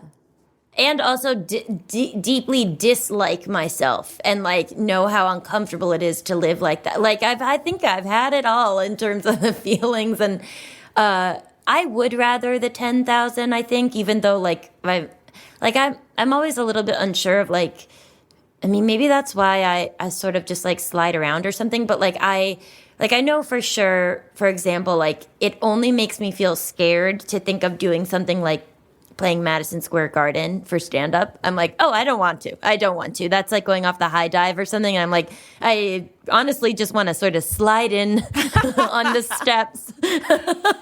Like, I don't want to. But I like, sometimes I wonder if that's just, I don't know, like the limits that fear puts on you. I have no idea. I don't know. Well, it's probably like a function of like the kind of comedy that you do, because I know some people say they're really, really comfortable in front of a crowd of 30,000. But when I did stand up, I didn't even like a small club. I was like, what if we had a party and I just went around and like did jokes to like 5 people at a time? Yeah, like, that's the fantasy. Like, what if everyone actually just like liked me and it happened naturally at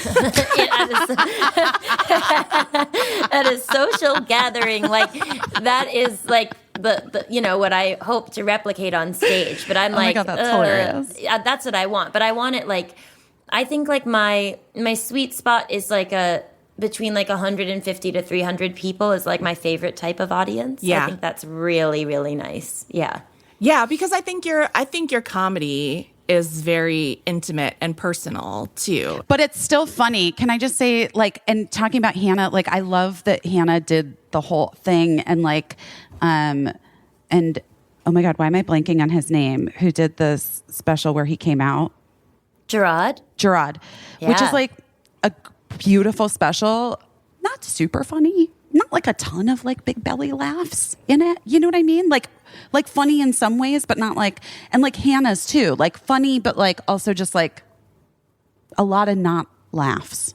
Well, they're doing something really different. It is definitely still stand up and still funny, but it's like, you know, there's no posturing and there's no like nothing at arm's length. In fact, it's bringing you in. And I really prefer that, I guess, in a way. But that's also because coming from the inside of comedy, like there's a lot of, you know, like we do this way or whatever. And I'm like, but why? Like I actually just met a toddler who kept saying, but why over and over again. And I was like, yeah, that's right. But why is totally the right word to say. What you said about like, no posturing is so correct, because their work and your work doesn't either, doesn't have that like, you know what I'm saying? You know what I'm saying? Like where you're sort of like priming the pump of the audience to like get in league with you.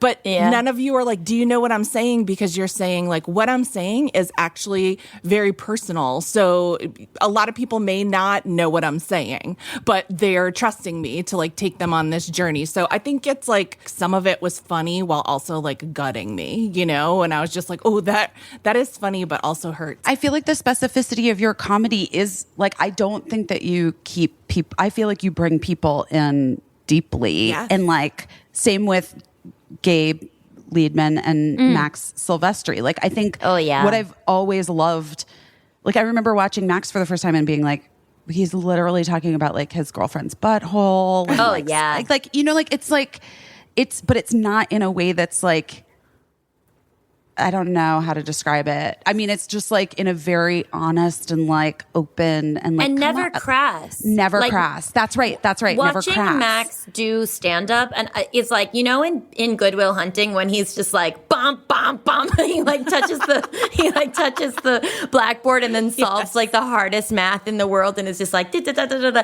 Like there's something so calculating and like so fast, like crazy fast about how Max says what he says, and while he is talking about like fingering or something, it's never gross. You never like feel like you're gonna place your like just like unconsciously place your hand over your own privates or something while someone's talking because they're grossing you out. It's like actually it's so funny, and there's something about him that always feels like it is like a 13-year-old doing a play for themselves in their room. Yeah. You know, like, yeah, it's that energy. It's so funny. And he goes like on the longest tangents that are fully written jokes, and they're like brilliant and so weird. And I just think Max is incredible. And Gabe Liedman and I just we were the officiants at his and Leah's wedding at their wedding, and their vows were like, they were exactly what both of them would have written. They were exactly themselves, and it was so funny and like, and just so beautiful. I mean, he's really nonstop, but anyway, yeah. That's amazing. Well, congratulations to them. I was going to say, what I love about you, Jenny Slate, as a performer, what I've always loved about you from the second I ever saw you is that I think of you as such a unique performer. But it's funny to me because you're so relatable. I feel like if you're relating to me, like we're very different. I'm much, much older than you. I was probably Is that so? Yeah, I mean, I already had like 100 kids by the time we met. That's not true. I only have 2. But, but you know, I was already like far down the road and had been doing this for a long time. And you were so refreshing to me. You seem so unique, like in a world of performers, but you were so relatable to me. And it's because like you talk a lot about feelings, and it's just interesting to me that you're such a unique performer when I think that you're universally relatable to probably most people that have ever thought for 2 seconds about their feelings. You'd think like, oh, that's like a gold mine. Everyone should be doing it. But like you uniquely do it, and you do it so well. And I'm so happy to see all the things you've been in, because I think you've brought that to everything that you've done. And so every time I tune in for something that you're about to do, I know in a way like what I'm gonna get and what to expect, and you always deliver. I love it so much. That's so kind. Oh, Jesus. That's what we like to do here. We like to just tell people how much we love them, because it's so nice. We don't have so many guests on. So when we do, it's like people that we genuinely are like effusively in love with. Well, I'm so glad to be here, and I mean, I really, especially like Busy. You know, you're every time I would. Let's say like we would get to see each other at a party. Sometimes we were lucky enough to like have a real dinner together in Los Angeles when we lived there. And now I think neither one of us do live there. No, I'm in the East Coast now too. Yeah, me too. Me too. Yeah.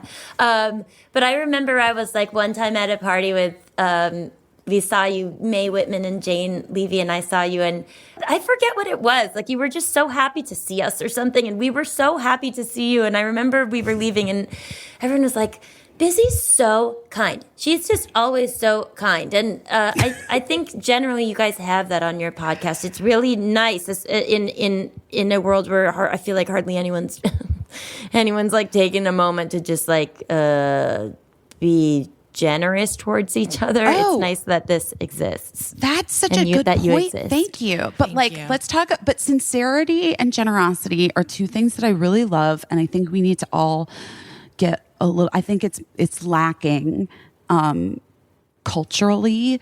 And one thing I just love so much, because we should talk about Marcel the Shell. Oh my gosh! Oh yeah, his shoes on. But one thing that I love so much about Marcel, and why I think it's like really resonating with people, and guys, the movie is available now, I think nationwide, is it? Yes. Yes. But it will go to streaming at some point. Some people are not back in the movie theaters yet, Jenny.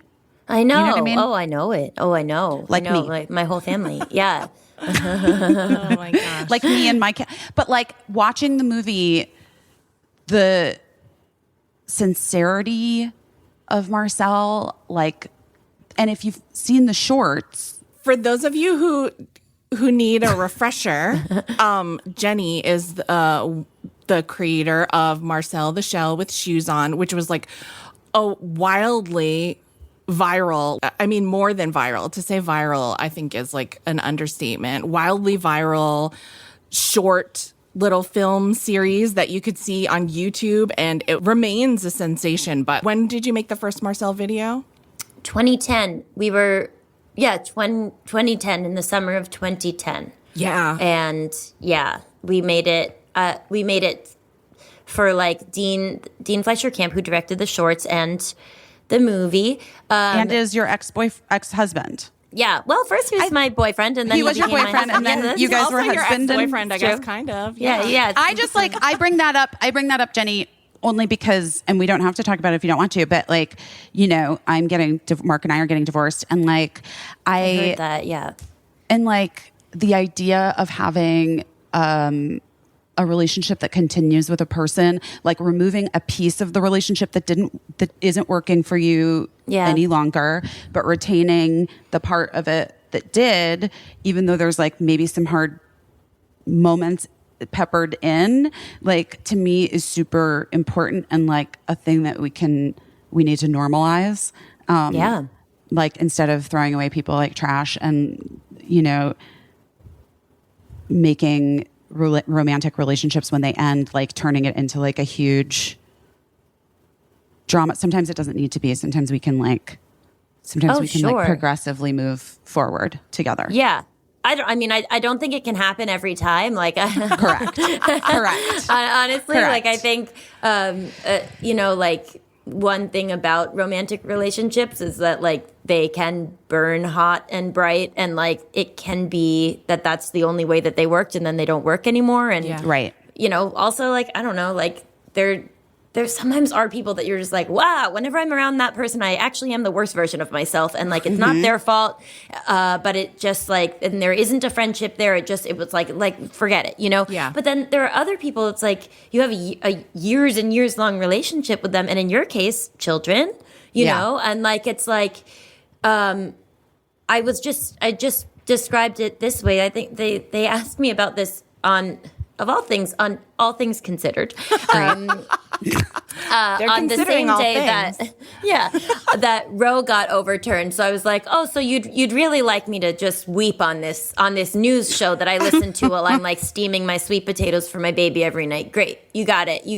But that like, I don't know, like this is not what I said on the radio. This is what I'm saying right now. But like, I really like going into graveyards a lot. And I think that they're beautiful. I actually think Jewish ones are weirdly, in the United States, mostly ugly because they don't have headstones, which I think is a giant bummer. But like old New England headstones where they're like, the stones are so thin, like pieces of paper. Yeah. And like they're so beautiful. But like one of the reasons that I like going in, especially now, at like this weird point where I'm like brightly aware of my own mortality in a way that's not like a bummer, but I'm just like, oh, okay.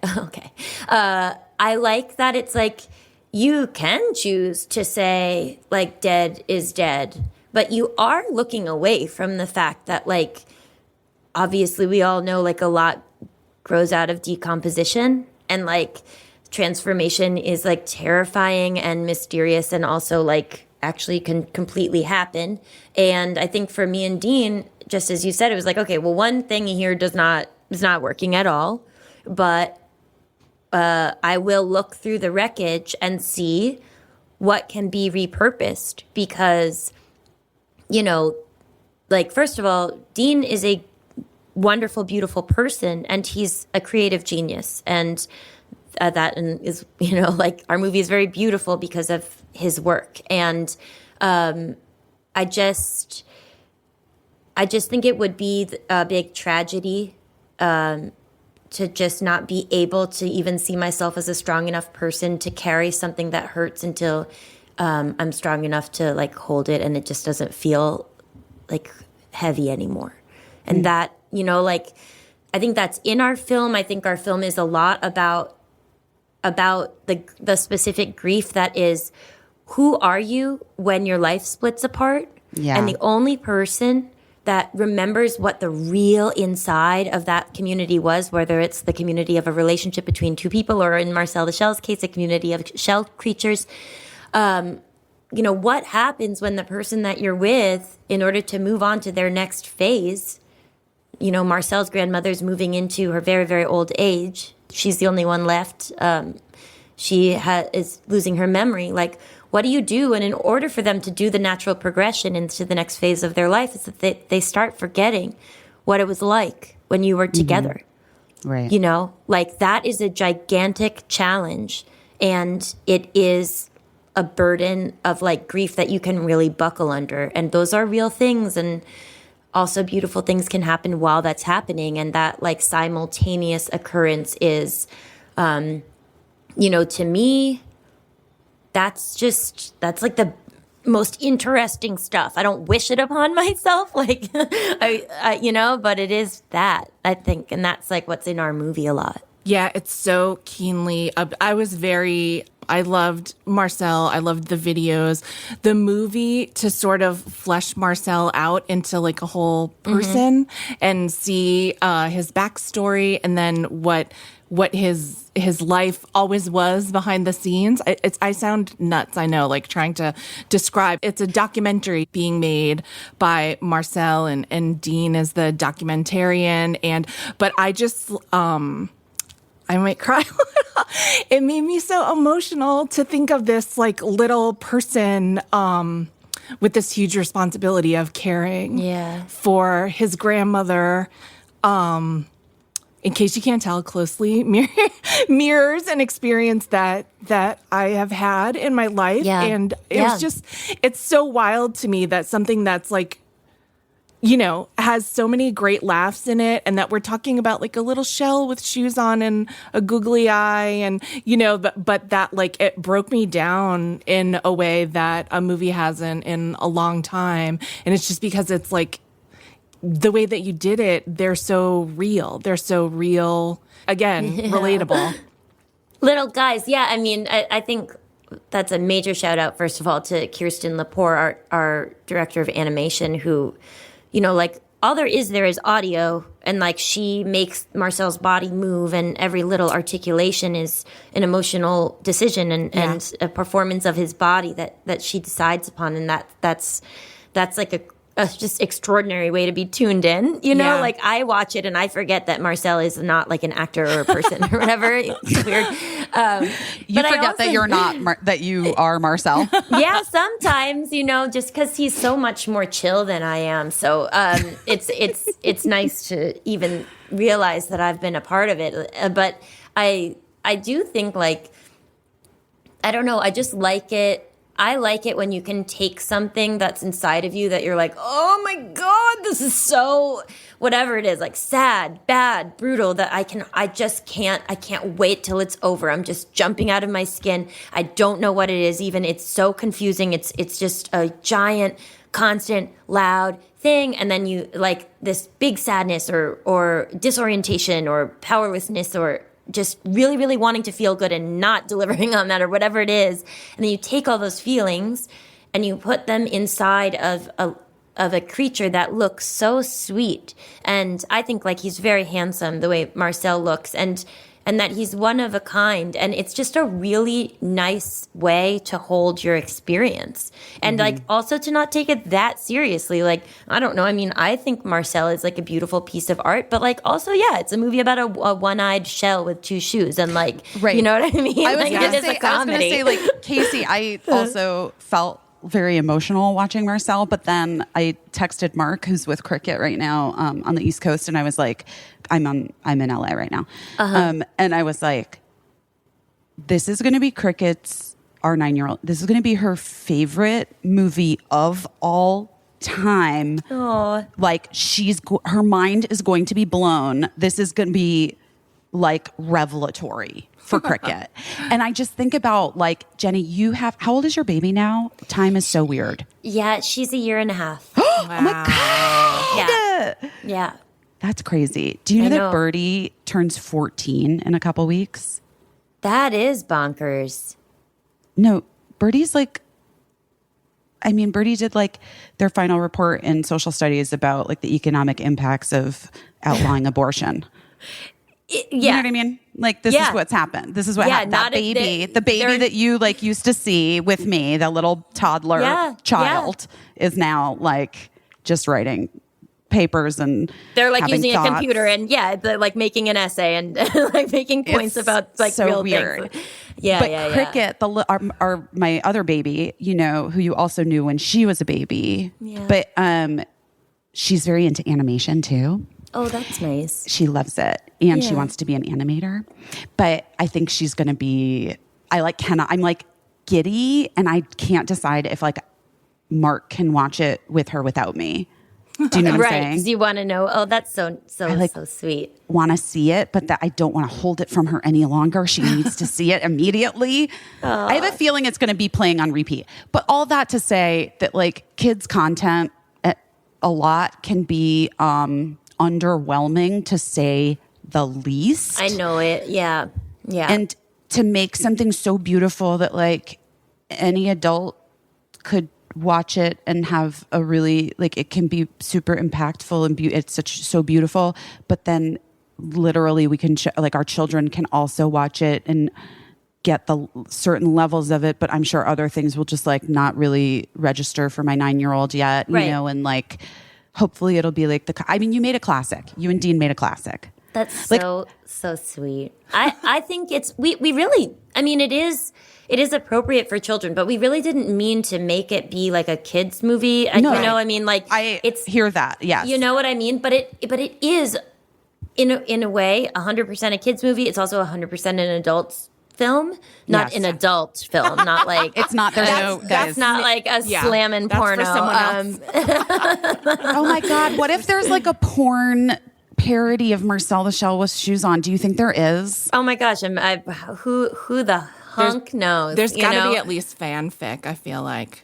You know, Oh, there was I want to say like one afternoon, but I feel like this happened like a couple times because we remembered that we did it and then we like went to check. But like, where Gabe Liedman and I were like so stoned and we were like, I swear there's probably something like you know, like Disney fan fiction of the erotic kind, and like.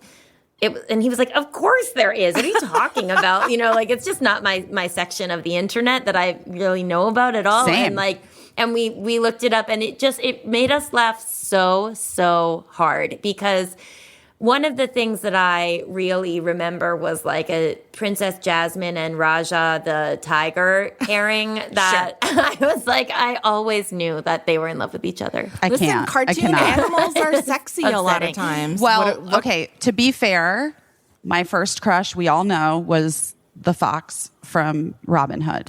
I think that's a common one. Mine, a very I common liked Pongo from. I thought Pongo was really hot from 101 Dalmatians. From 101 Dalmatians. I get that. He was handsome. I get he was that. handsome. Yeah. Yeah, and he's brave and he looks really good. Kermit the Frog is mean- my first celebrity crush. He's not a cartoon character, but like, you know, kind of a bad boy. He's in there though. Yeah. Right. Bad boy. I mean, like a bad boyfriend is what I mean. He was horrible to Miss Piggy, if we're being honest. Yeah, I mean, he wasn't great. She wasn't the best either. She wasn't the best either. They were toxic together, and yet, but they always made it work. yeah, they made it work. Yeah. Yeah. Agreed. Guys, good for them. Well, Good for them. I think the reason this is, I mean, Jenny, I'm sorry if this is corny, but I just kept thinking like, when I'm watching this, and I wasn't high, I was just going through some things. But when I was watching Marcel, I was like, this is like a movement. Like Marcel is like a movement, you know? I just thought that it was so true, which is why I think it's for everybody. Because even if you haven't necessarily been through similar things as Marcel the Shell with two shoes on. Or Dean. Or Mark and his ex. Nana. Nana. You're just you're going to, you know, there are things that are like true about life, and you know, those feelings of loneliness and feelings of loss and concern about oncoming loss and fear of trying to repair any of that because of, you know, it might not turn out the way that your heart hopes. I just think that those are like very universal, true themes, and you just did it so beautifully. It was perfect. And my favorite thing is like that Marcel has an amazing sense of humor. Yeah, Yes. that's the other thing. I do think he is really funny, and like, I like.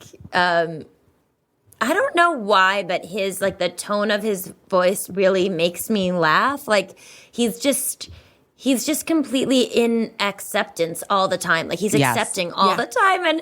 And just sometimes it's so funny. I mean, I do his voice while I'm like putting on my daughter's diaper, you know, and like she's in that phase now where like she's just doesn't, a lot of times I can never tell when she's going to want this diaper changed and when not. Like sometimes she literally will like poop in her diaper and like give me a diaper and like walk me into her bedroom and be like, let's go. Like, I don't want this in here. And then other times it'll be like, I think it's time to change your diaper. And I have to like, chase her around and stuff. And it's so hard to like pin a diaper on a squirming baby. And I really, first of all, really like the diaper changing thing. I think it's so nice to help their butts be clean. And it's just so cute. Totally.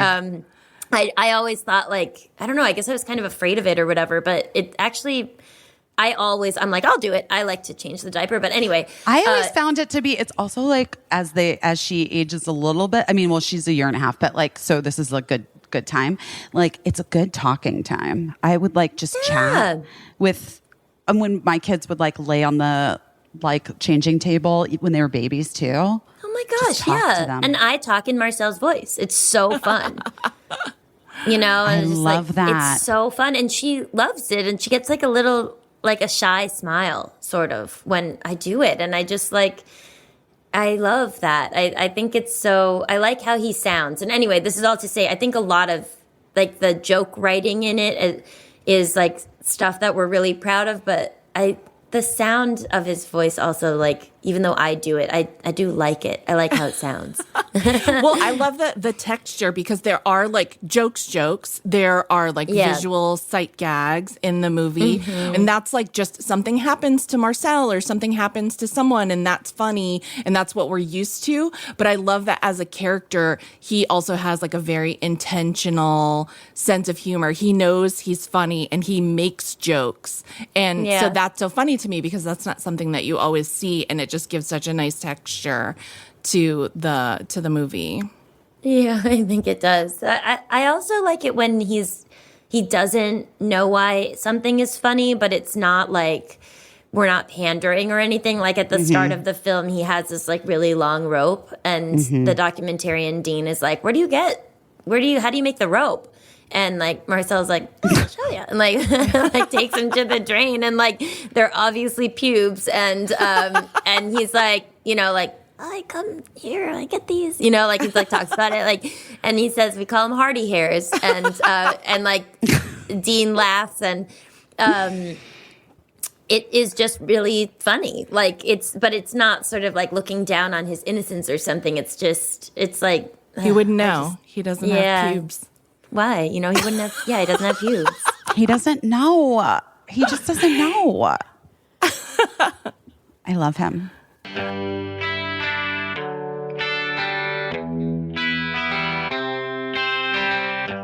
Ned. We love you, Ned. I traveled with my Ned. Oh, did you? Yeah, I brought the little bag with me because taking Ned is kind of important to me. And I've been having a lot of my carpal tunnel things happening again. Right. And I take the magnesium product. Mellow magnesium. Mellow magnesium, that's right. And it really, really helps me to go to sleep at night and to not have like the hand pain stuff. Also, like, it just like helps me with my whole day. I love it. I mean, magnesium has been a real life changer for me. And I also take the Ned Sleep Blend drops, which... Oh, yeah. You know. Yes. And they also have like incredible CBD products, which are also great. The products are science-backed, nature-based solutions that are just offering an alternative to prescription and over-the-counter drugs. Ned products are chock full of premium CBD and a full spectrum of active cannabinoids, terpenes, flavonoids, and trichomenes. I don't know if I'm saying those right, but here's what I do know.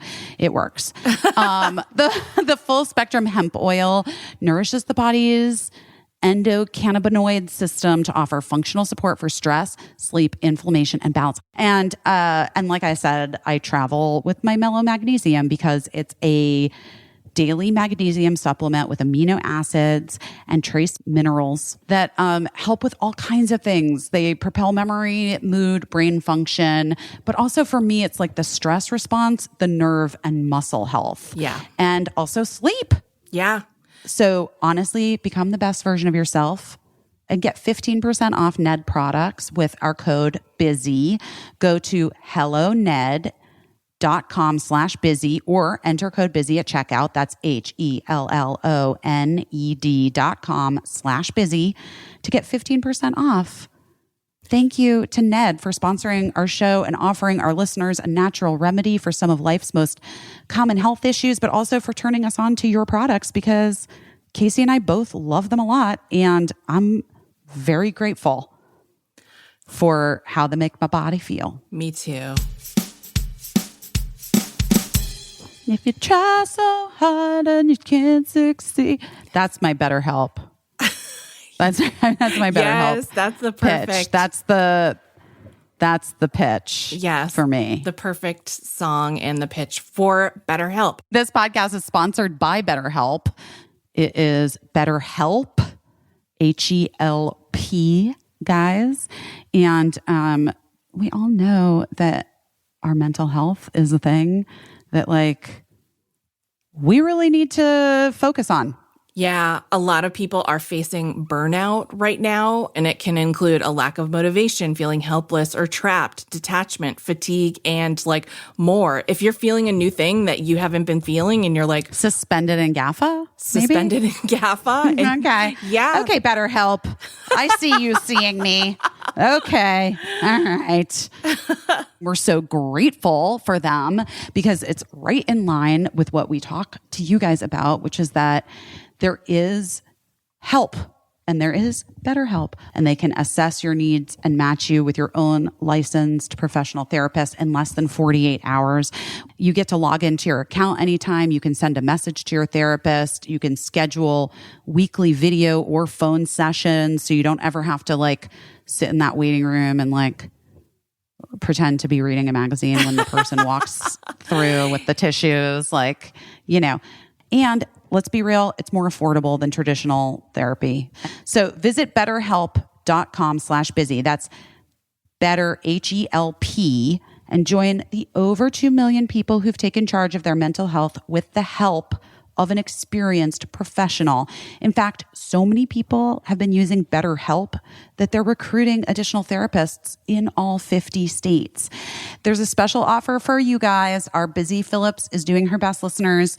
Get 10% off your first month at betterhelp.com/busy. That's betterhelp.com/BUSY for 10% off your first month. Guys, there are no more excuses. You can do this. You don't have to be burned out. You don't have to be suspended in GAFA. BetterHelp is here for you. It's such a good movie. Congratulations, Jenny. Thank you, guys. Everybody, like, I mean, I can't recommend it highly enough. It's one of my favorite things that I've seen in a long time. Same. And also it's like perfect for me because I don't know what has happened, but during the last couple of years since the pandemic, I have had a really hard time with watching scripted things, like watching fictional TV shows and movies. Like it just hasn't, I've gravitated towards documentaries and docuseries. And I've started some really brilliant movies and TV shows, and as the listeners of our pod know, not finished them. Like Severance. I'm like, oh, it's so great. I love it. I'm still on episode 2. Like I can't. Oh, I ate that up. I know. Loved it. Listen, ate it up. I don't know what it exactly is that's happening with me, but like a fantasy world for me, like is not where it's at. Like I can't, you know what I'm saying? Like in this time, like I'm so deeply rooted in the reality of the world that I am having a hard time getting into like, fictional stories and characters. Oh yeah. But Marcel has really done the thing because he's given me a story, a fictional story, a beautiful film, but tricked me by making it a doc? Seem like a documentary. Right. Well, the other thing is like maybe, and I don't know, this is like very armchair of me or whatever, but I love it. Like, sometimes like I also don't want to watch like fictional stuff right now because I'm like, like you're asking me to turn away from that which I am made to deal with every day. And you're like kind of just saying that it doesn't exist. And actually I want to find a way to enjoy myself while this thing exists or something, and living in the reality of now. Yeah. And I mean, in my own way, like I'm like, I mean, we don't really watch that much, but like we'll do weird things, like we're not weird things, but things like we watched All Creatures Great and Small. That I think a lot of people watch that, like the PBS show about like a veterinarian on a farm in like the UK in the past. It was like, oh, that'll do it. Like you're not even trying to be from now. These stories are not complicated. They're not high stakes. They're all truly like the sheep hurt its foot, and like that's the whole show episode. And they're like, will Helen give him a kiss on the cheek, you know, and it's just like, okay. And then like one lady gets like a letter from her son who's like still mad at her. And it's like, that's it. And I love that so much. But I also like, I have developed an extreme irritation. Like I will walk away from the screen if like a young thing gets hurt. And it's just like, I mean, this is a very weird example, but I like stormed away from The Secrets of Dumbledore the other night. Like, I don't even know. You've got to, I don't know why. Well, my husband's like a big Harry Potter fan. And, you know, that there's a lot of like, you know, I don't know, like Jude Law, sure, I'll watch anything that he's in. Fine, whatever. And I love that other guy who's like who is that guy who plays the person who was once in love with Dumbledore? I don't even know the character's name at all. You know what I mean? Yes, I do know who you mean. He's like a Swedish actor, and he's like a James Bond villain. Anyway, that guy. So somehow we're watching, we decide the baby's asleep. We're going to watch The Secrets of Dumbledore. Yeah. And I was like, okay. Like we had watched I had never seen any of the Harry Potter movies or read any of the books. Okay. And after I had the baby, like 10 weeks after I had the baby, I went and I made a movie, and I just like felt like I just need something to like take me out of the two modes I was in, which was either like pumping, nursing, or like being in a rom-com playing like a 32-year-old when I was about to turn 40 or 39. 39 at the time. Now I've made it to 40. But and like our thing that we decided to do is like, let's just watch all the Harry Potters. Let's make that be our sort of third lane here. And we watched all the Harry Potter movies, and I was like, oh, whoa, these are like, some of them are really, really scary. And I can't believe this is just all about like adults trying to kill one boy. Like this is so scary. But then we started to watch The Secrets of Dumbledore because we wanted to see Jude Law be Dumbledore, I guess. And then like the first thing that happens is that they kill like a tiny just born animal. Spoiler, but it's like whatever it is. I don't even know what it is. It's like a deer, but it's like a bird. And I was stormed away. I stormed away from the screen, from the computer. You were like, I don't care if this is an imaginary animal. Fuck you, Dumbledore. I think I said something like, that's so wasteful. And like, and I just stormed away because it's like, I don't need to see one more thing of like violence against the young. Like I don't want to fucking see it at all. I don't want to see it. I just don't want to see it.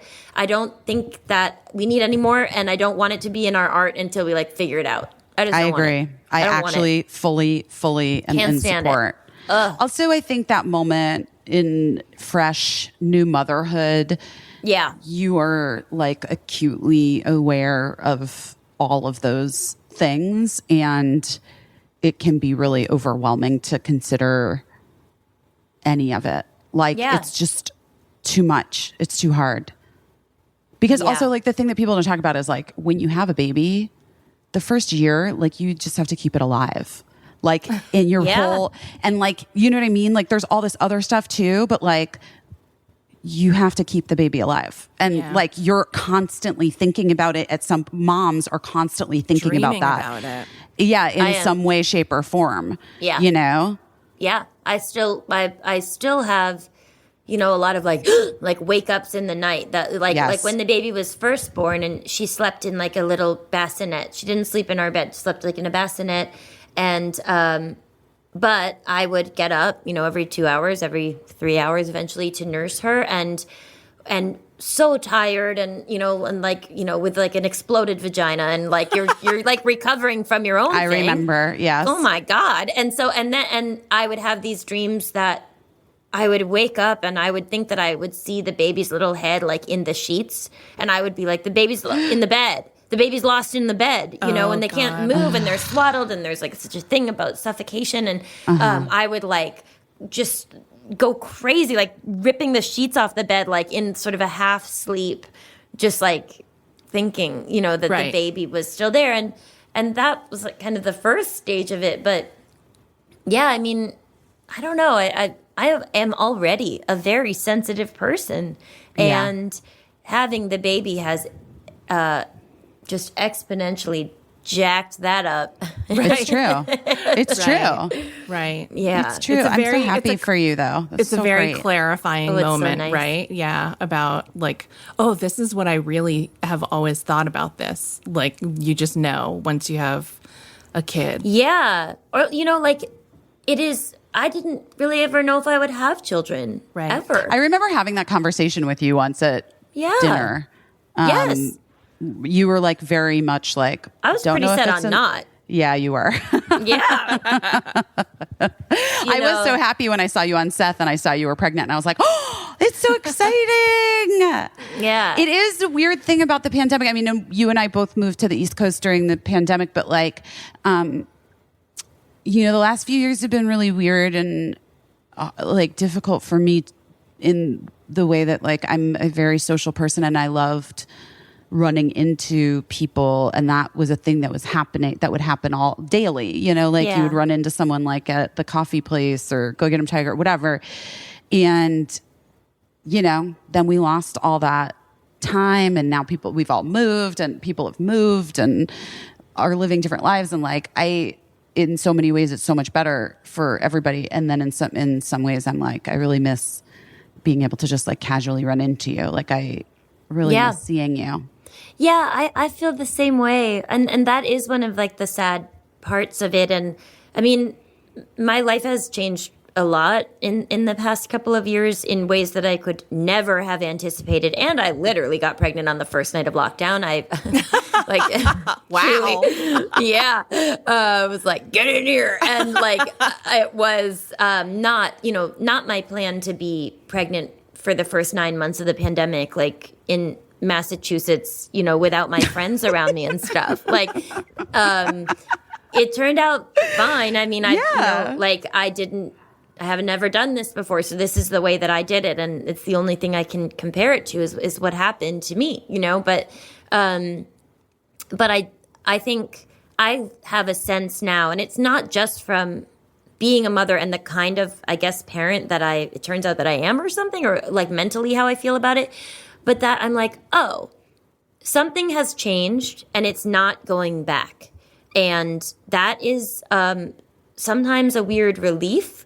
Like sometimes I imagine being 75 or something and being like, oh, thank God I don't have to, like, I try. I'm like, so, like sometimes I imagine the relief of, not like 75, but like a relief of like 90, being like, I am old, and like just like being able to, rather than like at 40 where there's like this discussion that I am completely uninterested in but also devastatingly hurt by, which is like, what are you gonna do about your aging or whatever? Right. And you're just like, I'm just trying to get my colon to work right at this point. Right. Like I don't know. It's not, who knows?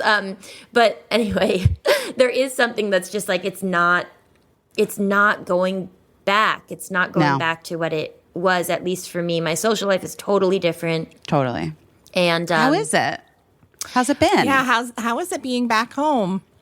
Well, I mean, I live in the town where my husband grew up, and we live like 6 minutes from the general store that he and his brother bought during the pandemic. It's the oldest general store in the United States.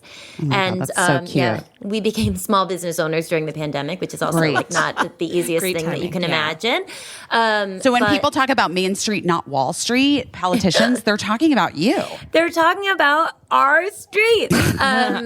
Yeah, but I think generally that I would give it a thumbs up rather than a thumbs down if I had to be like super, one end or the other about it. But I think my friends out here are people that I like really genuinely care about and can have real conversations with, and most of them are my friends because they're my mother-in-law's friends. So they're like, we're not of the same generation.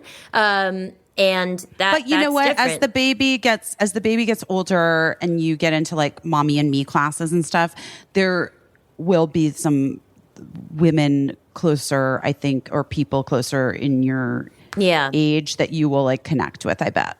Yeah, I'm sure so. But I also like it. Like I've always been I like to spend a lot of time with my partners, and I mean, Ben and I both write from home, and like, or you know, like obviously I don't like make movies inside of my house, so I'll go somewhere to work.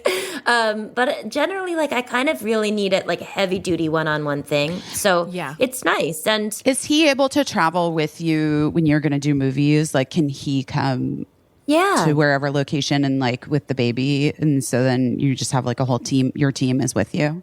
yeah, it's nice. And I mean, that's the other thing is like, you know, meeting Ben at age, I don't know when I met him, like 37, 38, 37, I guess. Like, we started dating in the late summer of like 2018.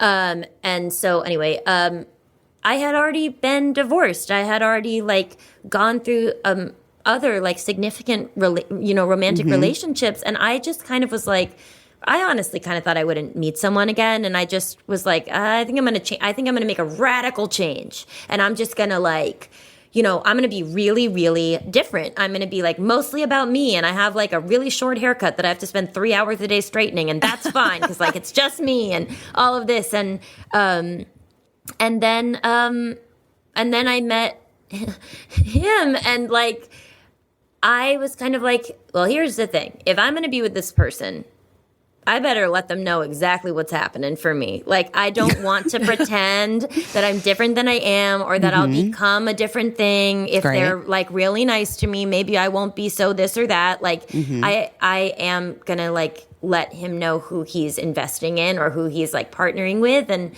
I was always like I'm somebody that I don't want to have the lifestyle that I've seen a lot of actors have, which is that like they go to work and people sort of know that they have a family, but they don't really respect it or like help that be healthy. And like, I don't want to be separated. I don't want to be separated from my family, from my husband or child. And I just know I'm less happy. And so I don't know, like he was always like, yeah, I mean, fine. He's like, yeah, sure. Like we can work something out. I'm like, I mean, I have to standing say, up, like in his face, being like, and you need to know. And he's like, it's okay. Like, you got it. Like, it's fine. I have to say, like, I do think it's really interesting. I've just found personally, like, being specific in the things that you need in order to be you is like the best way to be. Like, and sometimes for people that's difficult because they haven't spent the time actually checking in to know what it is that they need. Do you know what I mean? And so you were able to meet him at this place where you're like, these are the things, these are the requirements. Yeah. Conditions must be perfect. Yeah. Can you meet the requirements? Conditions might not always be perfect, but like these are the requirements. And he's like, yeah, I'll do it. At least like if someone isn't like, that's weird that you want that, or like that's unattractive, or if like I feel like actually because he was like, yeah, okay, that it's actually made room for being able to have like healthy space, like he's still on a book tour, like he, like I can't go on all of those things with him, and he like is gonna have a nice time going on his like book events or whatever, and like I actually have to travel this week to go like I don't know, go to New York and do a thing. And I used to be so afraid of that, like separation was like a vote against the relationship or something. And now I just realized like, my goodness, I used to just be so scared, and I really, really didn't have good examples of stability. And I think that you get that and you build that trust and you get that personal freedom that you really need to thrive if you like listen to each other well and don't make each other feel like freaks for what you need. Right. I love that. That's such a big deal. Jenny, we usually ask our guests to share a pivot story with us. I feel like you've already shared like 3. I was going to say, yes, I agree.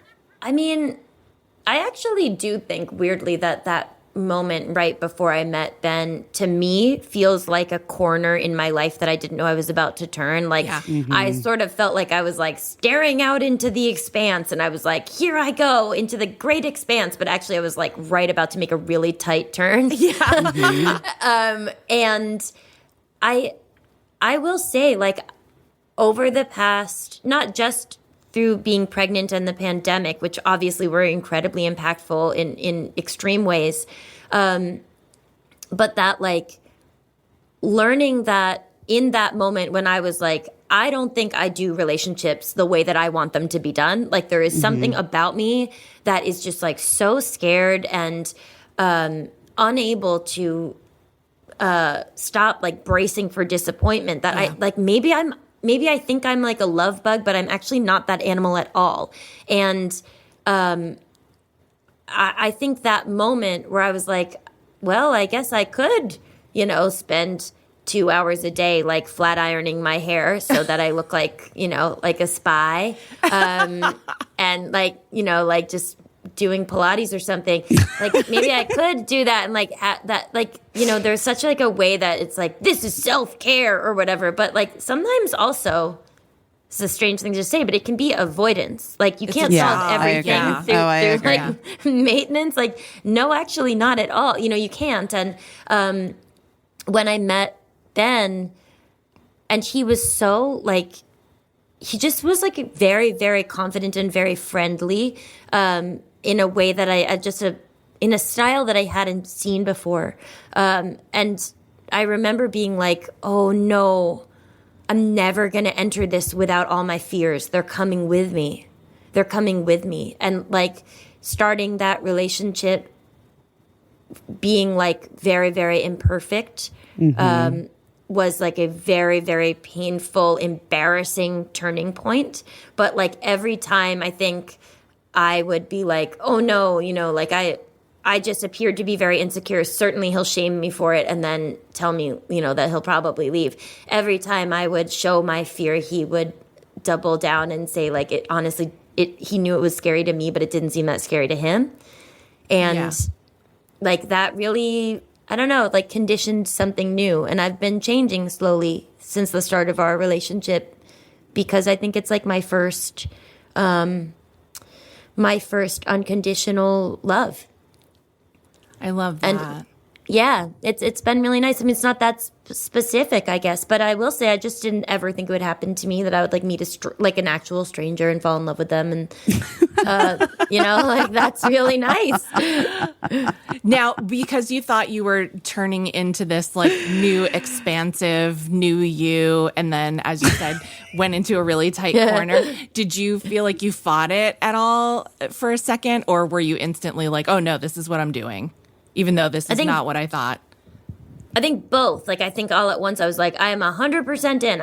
I'm in. Like 2 weeks in, I was like, if this guy asked me to marry him, like I would say yes right now, Yeah. And like I told my friends that, and they were all like, okay. But I, I was like, yes. And then I think in so many little ways I was testing.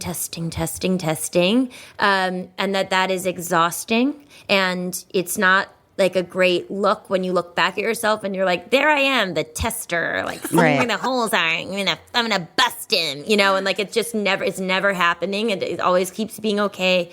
Like eventually it led to a moment, I would say a month into my pregnancy, where I was like, oh, I actually see that I don't need to do this anymore. Like I actually see it. Do not have to do this anymore. But it took a while because I think our oldest fears are our oldest fears. Yeah. So they're like super deep roots. And if it's hysterical, it's historical. Oh, I forgot about that. Yeah. Right. It's really real. It's like, it's very real. It works though. Yeah. Yeah, it really does. Okay, Jenny, we have to let you go because you have a full day of press talking about Marcel the Shell with shoes on. True. Which also is a tongue twister. And I do feel like saying it 5 times fast is hard. Yeah, I mean, in the original Marcel video, he messes up his own name because I messed it up. Oh my gosh. In the movie, too. Everybody, go see it. Just pay very close attention to Jenny Slate. Everything she does is special. And Little Weirds, you can still read Jenny's book. You can still, even though books come out, they stay out. Yeah, I so love you my can book. you have a couple books. You have Little Weirds, and then you wrote a book with your dad, didn't you? Do I remember that right? Yes, I did. Yeah. Is that weird? No, it's not weird, but I don't think it's in print because it was like a book that we wrote for, it was like a limited print, and the way that they did it was like, I think they made like 1,000 copies, and you can only get it if somebody gives it to you. You're supposed to like circulate it. Yeah. Well, you could search for it and see if you can find one. See if you can get someone to give it up. that's kind of cool. But yeah, Little Weirds is your memoirish book. Yeah. And then there's like the stand-up specials you can watch. There's a million movies. You're also in everybody's favorite movie from this year before Marcel the Shell with Shoes On came out, Everything Everywhere All at Once, Yes. which again, I haven't seen yet because movie theaters. Ooh, I haven't you been. should see it. It's really No, I can't it's wait. a wild ride. It's all I've Beautiful. wanted. Caissie and I talked about I wanted to rent out like one of those movie theaters so we could all see it. Maybe we'll do it, Caissie, Let's this week. do it this week. A double feature, Marcel the Shell and Do it. Everything Everywhere All at Once. Let's do it. I love it. Jenny, we it love was you. so nice to Love see you your guys. face, and I know. too. So good to see you. congratulations. I'm so happy for you. And Me too. You just look wonderful, and you're doing wonderful things. Thank you. Same to you both, and have a lovely, lovely rest of your day. You too. You Thank too. you. Bye. Bye, honey. Bye-bye. Bye. Oh, what a delight. Such a delight. I love Jenny so much. She is just like the fucking greatest. The greatest. She's wonderful. She's a goat. She's a real goat. Yeah. But here's what I'm going to say. Also, I'm into like, should we do some viewer mail again in the future? Yeah. We could Let's also do it, guys. We could also do that on the Substack as Subs. well. Yeah. I'm trying to figure it out. This is what I was saying to Caissie. I feel overwhelmed by my avenues. But here's like, I'm so over Instagram because fucking algorithm / metaverse / Zuckerberg / I don't know, just like hiding the word abortion from people. Like, I feel like I have been shadow banned on Instagram kind of, and it's made me not want to post things, but I want to post things, but I want to post it on my Substack so that you guys can see it. But then also, I don't know how to like, I wish I could like post on Substack on my app on my phone. We need to talk to Substack guy about that. Substack Ben, is that his name? Substack Ben? Dan. Substack Dan? Yeah. We should talk to Substack Dan about that. They need to come up with an app, a Substack app for creators. Yeah. For if you have your own, because then do you know what would happen, guys? Then you get your own. Then I'm Jeremy Renner. And this is the Jeremy, like, It's is like the Busy Substack, Phillips like, app. can I be honest with you? Is Jeremy Renner, was he a genius? And was the Jeremy Renner app actually Substack? I mean, it's possible. Honest, Patreon. It's possible. Yeah. Patreon. Did Patreon exist before the Jeremy Renner app? Oh, yes. It did? Are you Yes. sure? I think Are we so. sure? Yes. I'm very sure. Guys, if you don't know or don't remember about the Jeremy Renner app, let me take you just on a quick little journey because it's my favorite thing of all time. Jeremy Renner, the actor, the rock and roll performer, the Marvel Universe man, Oh my God. attempted several years ago to launch his own app in which promised that it would give you access to Jeremy Renner like you've never had before. And he was made a universal laughingstock of the internet for a second. Yes? Birdie just came in. What? Huh? Okay, Birdie says Patreon existed before the Jeremy Renner Patreon app. existed 4 years before Jeremy Renner's app. Well, he used the idea of Patreon and was like, I'm just going to make a whole app. Well, but his whole app was like, if you're a fan of Jeremy Renner, there was no exclusive content. Well, the problem is, this is Birdie chiming in sleepily. It's noon. Birdie's just woken up. Teenage life. The promise was there was going to be exclusive content, but it ended up just like he was just like posting the same things on Instagram that he was posting on his thing. What I'm promising you on my Jeremy Renner app, Substack, Bear on a Wire, is that I am not going to be posting the same things on Instagram that I'm posting on Substack. In fact, I'd rather flip it all to Substack and rarely post on Insta. I'd rather do my fucking stories on Subsies. You can. I could even, you know what I could even do? What? I could record my stories on Instagram stories, save them, and then put them on Substack and not put them on Instagram. That's a real, that's what It's a people real do. fucking power move. That's It's a what power people move. use those Snapchat filters all the time. That's and then right. They don't Why don't I post just it do on that? Snapchat. No. They post it elsewhere.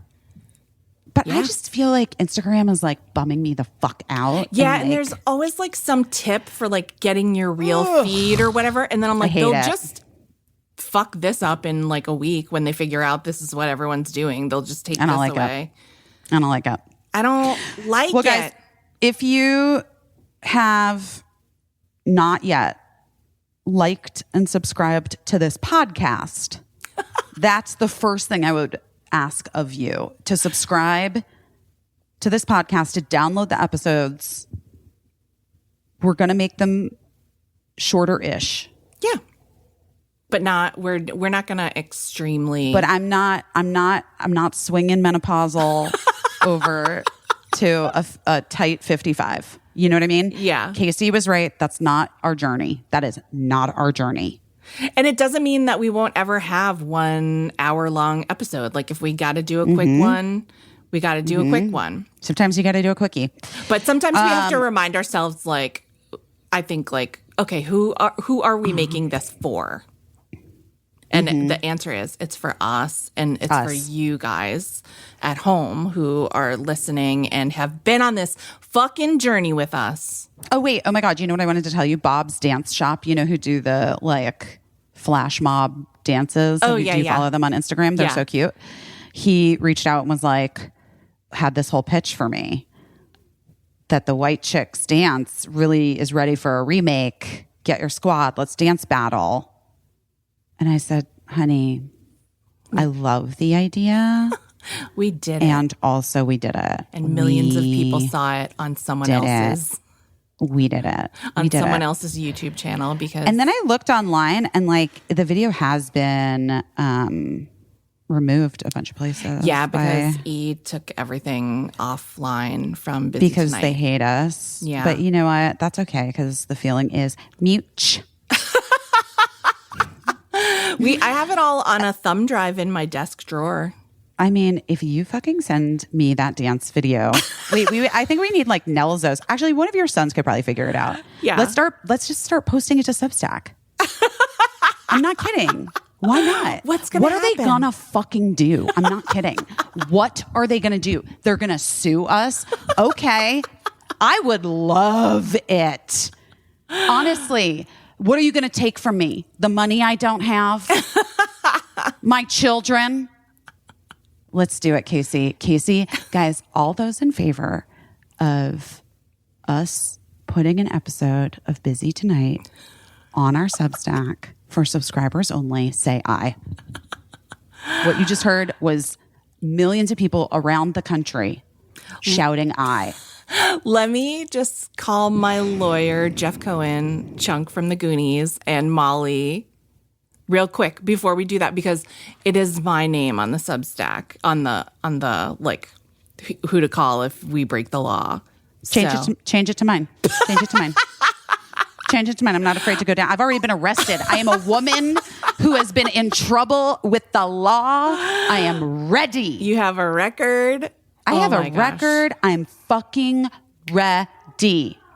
Ugh, I'm being too loud for Birdie. I should go. All right, I got to make these kids bacon and stuff. Okay. Thank you to everyone that celebrated with me the wedding of Bennifer Agenifer. I really appreciate it.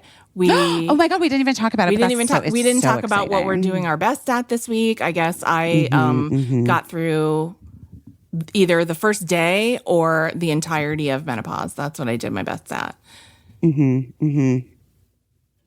I did my best at like literally continuing. There you go. That's That's it. We love you guys. We love you so much. See you on This Substack. feels so short, but you know what? I think it's right. Oh my goodness. We love you guys. We love you, and we'll see you on Substack later in the week, and then we'll talk to you next week. Please download and subscribe the podcast, and then head up the Substack. It's like a newsletter, but we're going to probably start posting episodes of Busy Tonight there, but that'll just be for subscribers only. And I'm also going to start turning it into my own Jeremy Renner app. So if you love the actor Jeremy Renner, this content will not be about him. It will be about me, but in the same way that he thought people wanted to consume a ton of content about him, I'm going to do that. Does that make sense? We love you guys. Bye. Bye. I don't know what I'm doing, but I'm doing my best.